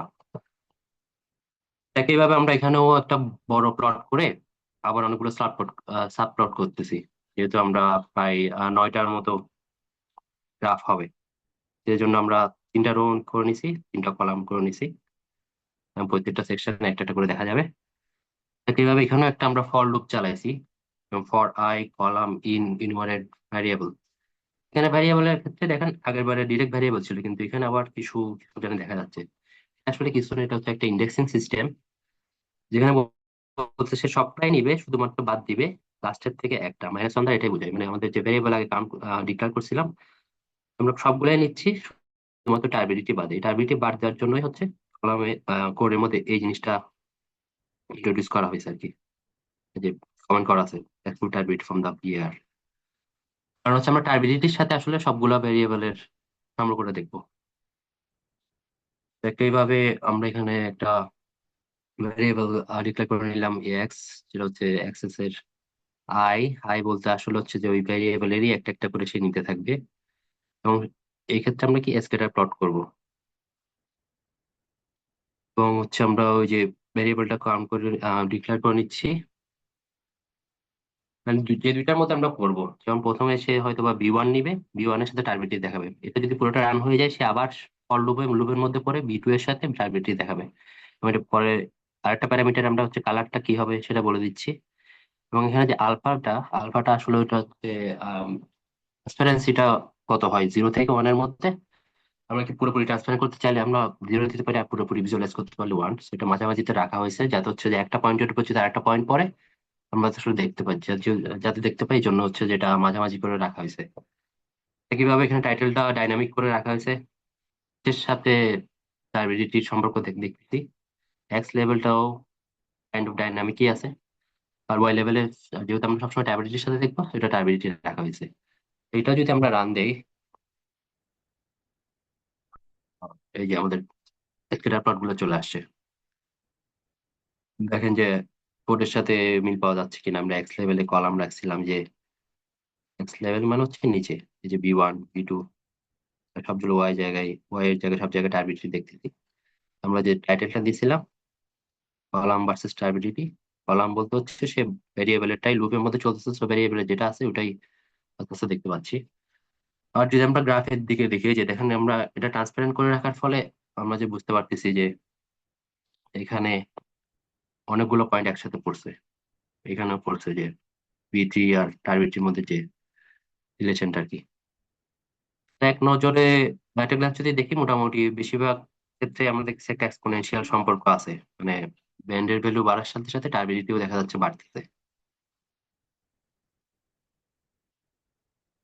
এখানে আপনারা চাইলে আহ একটা ট্রেন লাইনও বের করতে পারেন, যেটা আমি দেখাই নাই। তো হোপফুলি আপনারা ট্রাই করে দেখবেন যে এটা কিভাবে করা যায়। ওকে, স্যার, আমাদের স্ক্যাটার প্লট চলে গেল। পরের দিকে আমরা যেটা দেখবো সেটা হচ্ছে হিট ম্যাপ। হিট ম্যাপটা একটা ইন্টারেস্টিং বিষয়। এখানে এর আগে আমরা সব জায়গায় আসলে আলাদা আলাদা ভাবে দেখতেছিলাম, আর হিট ম্যাপে হচ্ছে আমরা সবগুলো একসাথে দেখতে পারবো, যে এক একটা ভেরিয়েবলের সাথে এক একটা সম্পর্ক আসলে কিরকম, সেটা কি হট অর নট, মানে সম্পর্ক কি খুবই ভালো নাকি খুবই খারাপ, এরকম একটা বিষয়। সেটার জন্য প্রথমে আমাদের কোরিলেশন ম্যাট্রিক্স বের করতে হবে। এটাও পান্ডাসে এরকম একটা ফাংশন তৈরি করা আছে। আমরা জাস্ট কল করে সবগুলো ভেরিয়েবলের জন্য আমরা যে ফাংশনটা যদি কল করি CORR, তাহলে কোরিলেশন ম্যাট্রিক্স বের হয়ে যাবে। এরপরে ওইটাকেই আমরা কি করব, সিবন ইউজ করে। আমরা এর আগে যতগুলো প্লট করছি সবগুলো কিন্তু আসলে ম্যাট প্লট লিপ ইউজ করে করছি। তার হিট ম্যাপটা হচ্ছে আমরা সিবন ইউজ করে করবো। তাই দেখেন এখানে SNS দ্বারা আমরা সিবনটা কল করে নিলাম। সিবনের এই হিট ম্যাপ যে ফাংশন আছে ওইটা আমরা ইউজ করতেছি। হিট ম্যাপ আমরা কোনটা প্লট করবো, যে কোরিলেশন ম্যাট্রিক্স আমরা যে ভেরিয়েবলটা বানাইছি ওই ভেরিয়েবলটা এখানে প্লট করব। এবং নট মান হচ্ছে যে ভেরিয়েবলের মানটা কি দেখাবে নাকি দেখাবে না। আপনি টু যদি দেন তাহলে ভেরিয়েবল মানটা দেখাবে, আর ফলস দিলে দেখাবে না। আর কালার একটা কিরকম হবে, কুল ওয়ার্ম, ডিফল্ট কুল ওয়ার্মই থাকে, সো এটাই রাখলাম। আর এটা হচ্ছে যে এটা হচ্ছে দশমিকের পরে সে কত ঘর পর্যন্ত দেখাবে, 0.2 মানে হচ্ছে 2 ঘর পর্যন্ত দেখাবে। আর এটা আসলে একটা চেকার বক্সের মতো। আর ওই বক্স গুলা আলাদা করবে একটা লাইন দিয়ে, ওই লাইনের উইথ কত সেটা হচ্ছে আমরা এখানে ডিফাইন করে দিলাম 0.5 দিয়ে। ঠিক আছে। আর এখানে হচ্ছে একটা টাইটেল, হিট ম্যাপ, এবং হচ্ছে লাস্টলি যে ম্যাপটা আমরা বানাইলাম এটা শো করার জন্য ডট ডট শো। আমি যদি রান দেই, এই যে আমাদের হিট ম্যাপ চলে আসছে। এখানে হচ্ছে যে আপু যেমন একটু আগে বলতেছিল, যত রেড এর দিকে যাবে আসলে সম্পর্ক তত ভালো, আর ব্লু এর দিকে গেলে সম্পর্ক আসলে একটু কম। তো এখানে আমি বোঝা যাচ্ছে যেমন বি ওয়ান এর সাথে বি ওয়ান কিন্তু অলওয়েজ রেড দেখাবে। তো আমাদের এটা দেখার বিষয় না। আমাদের দেখার বিষয় হচ্ছে যেহেতু আমরা বের করতে চাচ্ছি আসলে টার্বিডিটি, তো আমরা টার্বিডিটির সাথে আসলে অন্যগুলার কি সম্পর্ক এরকম দেখবো। সেক্ষেত্রে দেখা যাচ্ছে B6 B7 B8 এবং B8-এ ওগুলো হচ্ছে যে প্রায় 9-এর উপরে আর কি। তো আমরা যদি হিট ম্যাপ দেখে যদি আমাদের এখানে ফিচার সিলেক্ট করতে যাই, তো আমি হয়তো বা B6 থেকে B81 এই চারটা ভেরিয়েবল সিলেক্ট করবো আর কি আমার মডেল বিল্ড আপ করার জন্য। তো এইভাবে ভিজুয়ালি আসলে আমরা ডিসাইড করতে পারি আর কি আমাদের ডেটা সেট থেকে কিভাবে আমাদের ডেটা সেটটা কি অবস্থায় আছে, কোনটার সাথে কোনটার কি সম্পর্ক, সিম্পল কিছু কোডিং করেই আপনারা ট্রাই করতে পারেন। যেমন এখানে আমি এগুলো হচ্ছে ইয়ে দিয়ে করছি, ম্যাটপ্লটলিব দিয়ে করছি। আপনার সিবন দিয়ে করলে এই ম্যাপ গুলো আরো অনেক সুন্দর হয়। হয়তো এখানে আপনার ট্রেন লাইনও আনতে পারেন, তো এগুলো ট্রাই করে দেখতে পারেন। এতটুকুই ছিল আসলে আমার ডেমনস্ট্রেশনের বিষয়। এখানে আসলে খুব বেশি ডিসিশন নেওয়ার মতো কিছু নাই, যেহেতু আমাদের ডেটা সেটটা ছিল খুবই অল্প, মাত্র 30টা অবজারভেশন ছিল। রিয়েল লাইফে আরো অনেক বেশি অবজারভেশন থাকবে। আপু যেমন বললো অ্যাটলিস্ট 50টা থাকা লাগে। আর ডেটা সেট আসলে এটা কিভাবে কাজ করার আগেও আসলে আমাদের ক্লিন করে নিতে হয়, আপু যেমন বলছে। তো আমাদেরটা যেহেতু কম ডাটা সেট, এখানে আসলে ক্লিনিং এর কোনো বিষয় ছিল না, তো আমরা ক্লিনিং এর বিষয়টা এখানে দেখাই নাই। জাস্ট ডিরেক্ট ভিজুয়ালাইজেশন কেমন হইতে পারে ওই বিষয়টা দেখাইছি। সো এতটুকুই। আপনাদের যদি কোনো কোয়েশ্চেন থাকে করতে পারেন। আর আমি হচ্ছে যে এখনই চ্যাট বক্সে আমার যে দুইটা নোটবুক এবং হচ্ছে যে ডামি ডাটা সেট ওইটা দিয়ে দিচ্ছি, আপনারা ট্রাই করে দেখতে পারেন। আর একটা জায়গায় দেখেন যে আমি এখানে শুধুমাত্র একটার মিন ভ্যালু বের করতেছি। তো আপনারা একটু সার্চ করে বা জিপিটি কাজ করে আপনারা ট্রাই করতে পারেন যে কিভাবে ফর লুপ ইউজ করে আমি সবগুলো ভেরিয়েবলের মিন একসাথে বের করতে পারি। এরকম বিষয় আসে, আপনারা ট্রাই করতে পারেন। আবার যেটা বললাম যে আহ এখানে যদি আমি একটা কার্ভ দেখতে চাই, কিভাবে কার্ভ বের করা যায়, বা স্ক্যাটার প্লটে যদি আমি একটা ট্রেন লাইন দেখতে চাই ওটা কিভাবে করা যায়, ওগুলো আপনারা নিজেরা ট্রাই করতে পারেন। That's thank it. You Sourav, তোমার প্রেজেন্টেশনটা খুবই ভালো হয়েছে। আমি মনে হয় আমি নিজে দিলেও এত ভালো দিতে পারতাম না। তো খুবই ভালো, খুবই ভালো, থ্যাংক ইউ। এখন আমি বলবো যে তুমি তোমার পাইথন জুপিটার নোটবুকটা ওদেরকে একটু কাইন্ডলি শেয়ার করে দাও। আর পার্টিসিপেন্টস, আমরা যেহেতু এটা খুবই একটা সিম্পল একটা অ্যানালিসিস, আমরা আপনাদেরকে 10 মিনিটের মতো টাইম দিব। এটা আপনারা আপনাদের এনভায়রনমেন্ট, পাইথন এনভায়রনমেন্টে গেলে যেভাবে আমরা ইনস্ট্রাকশন দিয়ে দিয়েছি সেভাবে যদি আপনারা ক্যাপেলটা সেট আপ করে নেন, আপনারা সেখানে কাইন্ডলি একটু আহ, ইয়ে করবেন, এটা রান করবেন, রান করে দেখেন যে আপনারা স্মুথলি করতে পারছেন নাকি, এবং আপনাদের আর কোনো কোশ্চেন আছে নাকি। কোশ্চেন থাকলে আমরা আপনাদেরকে অ্যান্সার দিব, এবং যদি কোনো সাহায্য লেগে থাকে সেটাও আমরা দিব। আর এই ক্ষেত্রে সৌরভ যে কথাটা, মানে যে জিনিসটা দেখাইলো, আমি একটু যদি অ্যাড করি, এখানে আমরা যেহেতু মাত্র 30টা অবজারভেশনের ডেটা সেট নিয়ে একটা এক্সাম্পল দেখাচ্ছি, আহ এখানে খুব একটা সুযোগ ছিল না আমাদের বিভিন্ন ভ্যারাইটি দেখানোর। এর একটা অনেক বড় কারণ হচ্ছে লজিস্টিক কনস্ট্রেন্ট। আমাদের যেহেতু এটা নন প্রফিট একটা অর্গানাইজেশন এবং আমরা এখানে রিয়েল লাইফ ডাটা শেয়ার করছি, এখানে আমাদের অনেক রকমের কনস্ট্রেন্ট আছে, যে কারণে কিনা আমরা আমাদের ফুল ডাটা সেটটা এখানে শেয়ার করতে পারছি না কারোর সাথে। আর এই জন্যই আমরা একটা mixture of real life data and dummy data আমরা দেখালাম। বাট রিয়েল লাইফে অ্যাকচুয়ালি যদি মেশিন লার্নিং মডেল নিয়ে কাজ করতে হয়, সেক্ষেত্রে more than 50 observation is very necessary. And Sourav যে ডাটা সেটটা দেখালো, এটা আসলে আমার একটা ডাটা সেটে খুব নগণ্য একটা অংশ। আমার এই ডাটা সেটটা অ্যাকচুয়ালি মোট প্রায় 7,572টা অবজারভেশন নিয়ে তৈরি। এবং এই যখন কিনা এই সৌরভ যতগুলা দেখালো, যে বার ডায়াগ্রাম, স্ক্যাটার প্লট, তারপরে হচ্ছে পাই চার্ট, এরপরে হচ্ছে যে হিট ম্যাপ, ও যতগুলো ডায়াগ্রাম দেখালো, এই সবগুলো আমাকেও করতে হয়েছিল।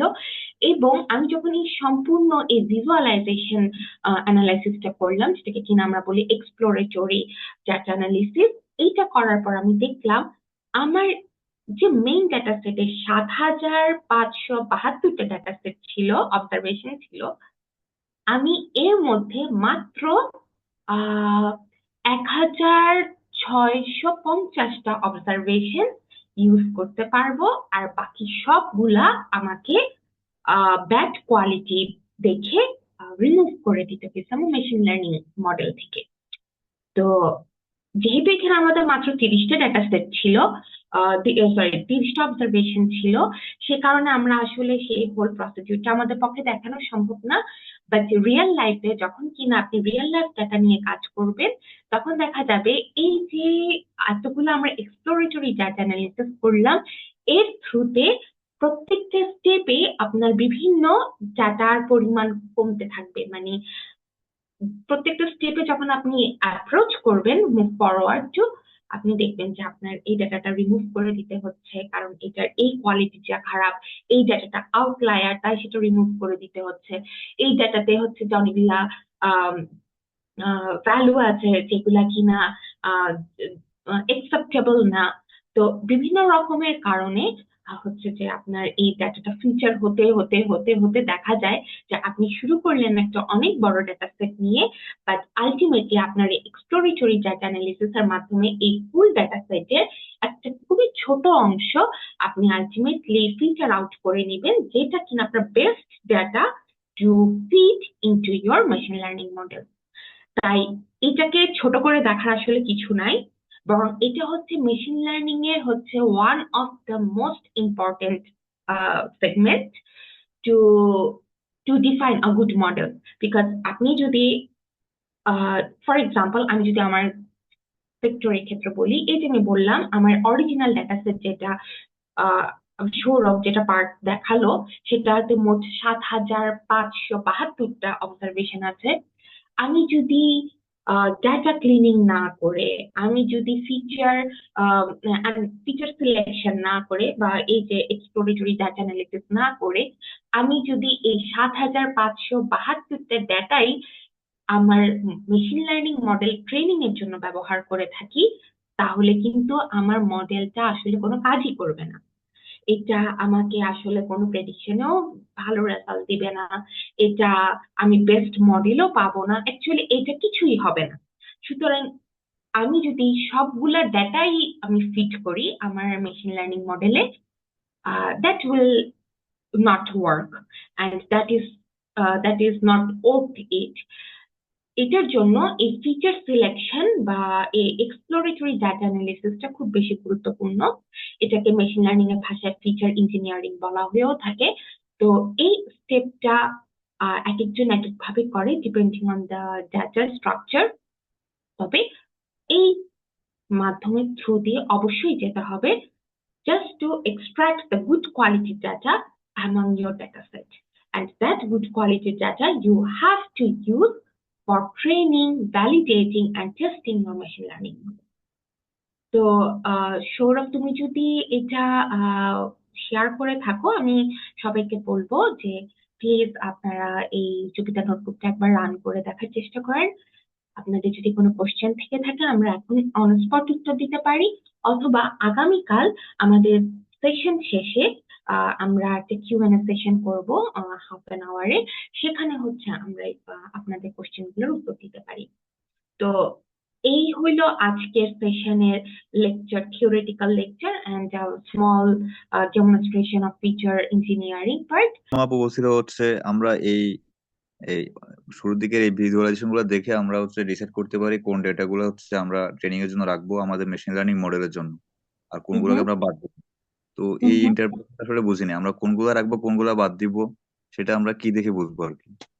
আচ্ছা, এটা হচ্ছে যখন কিনা আপনি হিট ম্যাপটা তৈরি করবেন, অথবা হিট ম্যাপের বদলে আরো অনেক রকমের স্ট্যাটিস্টিক্যাল অ্যানালিসিস আছে, যেখানে কিনা আপনি বিভিন্ন ভেরিয়েবলের মধ্যকার যে সম্পর্ক সেটা আপনি আহ, সেটা আপনি প্লট করে দেখতে পারবেন, মানে ডিফাইন করতে পারবেন। এখন এই ক্ষেত্রে দেখা যায় কোনো কোনো ভেরিয়েবলের সাথে কোনো কোনো ক্ষেত্রে ইন্ডিপেন্ডেন্ট এবং ডিপেন্ডেন্ট ভেরিয়েবলের মধ্যে লিনিয়ার সম্পর্ক থাকে, তখন আপনি পিয়ারসন কোরিলেশনটা অ্যাপ্লাই করলেন। যখন সম্পর্কটা লিনিয়ারের বদলে নন লিনিয়ার সম্পর্ক হয়ে যায়, যেমন ধরেন এক্সপোনেনশিয়াল বা পাওয়ার ইকুয়েশন বা লগারিথমিক সম্পর্ক, সেই সব ক্ষেত্রে আপনি তখন স্পিয়ারম্যান কোরিলেশন অ্যানালিসিসটা আপনি করবেন, এবং আপনি দেখবেন যে আপনি যতগুলা ভেরিয়েবল ইউজ করছেন সেই ভেরিয়েবল গুলার সাথে আপনার যে টার্গেট ভেরিয়েবল, যেটার উপরে আপনি মডেলটা, যেটার জন্য আপনি মডেলটা তৈরি করতে যাচ্ছেন, সেটার সেটা সম্পর্কটা স্ট্রং, তখন আপনি আপনার মডেলের উপর বেস করে আপনার ইনপুট লেয়ার কয়টা হওয়া উচিত সেটার উপর বেস করে আপনি আপনার ফিচার গুলো সিলেক্ট করবেন। যেমন আমি আমার যে প্রেজেন্টেশনটা দেখাইছিলাম, সেখানে আমি দেখাইলাম যে আমার যে হিট ম্যাপটা ছিল সেই হিট ম্যাপে কোনো স্ট্রং কোরিলেশন নাই, বাট কোরিলেশন গুলা সবগুলোই হচ্ছে মিডিওকার কোরিলেশন, যেটার ভ্যালু কিনা 0.6 থেকে 0.5 থেকে 0.75 এর মধ্যে। তো এই ক্ষেত্রে আমি যে ভেরিয়েবল গুলা আমার মিডিওকার মানে হাইয়েস্ট লেভেল অফ কোরিলেশন দেখাইছে তাদেরকে নিলাম, আর বাকিগুলো আমি রিমুভ করে দিলাম। যখন কিনা কোনো ভেরিয়েবলের মধ্যে সম্পর্কটা খুবই লো হবে, তখন সেই ভেরিয়েবলের আসলে মডেলে সেরকম কোনো ইনফ্লুয়েন্স থাকে না। আর যেহেতু ইনফ্লুয়েন্স থাকে না, সেই ভেরিয়েবল গুলো বাদ দিয়ে দেওয়াটাই বেটার। কারণ আপনি যত বেশি ডাটা ইউজ করবেন আপনার মডেল ট্রেনিং এর জন্য, আপনার কিন্তু মডেলটা ট্রেন হতে তত বেশি সময় লাগবে। তো আপনি কয়টা ভেরিয়েবল ইউজ করবেন আপনার মডেলের জন্য, সেটা যেমন কোরিলেশনের উপর নির্ভর করে, যেটা ফিচার ইঞ্জিনিয়ারিং আমি বললাম, সেটা নির্ভর করে আপনার যে রানিং এনভায়রনমেন্ট, মডেলটা যে আপনি রান করবেন সেটার ক্যাপাসিটির উপর নির্ভর করে, এবং টাইম কনস্ট্রেন্টের উপর নির্ভর করে। কেমন?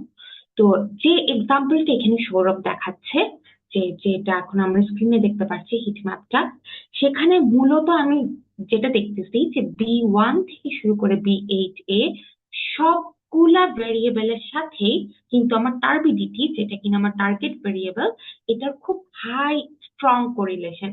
কারণ ভ্যালুগুলা সবই হচ্ছে between 0.8 and 1, which is the range of strong correlation relationship. It means that all these models are influencing or can influence the level of turbidity determination. And that is why if you don't have any constraints about your time, if you don't have any constraints in running the virtual machine, I would suggest you to include all the bands in your model. But if you cannot give more time, if you cannot have a virtual machine, or your computer does not have the capacity to train and handle machine learning model, then you should reduce your number of features. And in that case, as Saurabh mentioned, you can choose the band that has higher correlation relationship here, which is B2, B6, B7, B8, B8A, which demonstrated a correlation value greater than 0.9.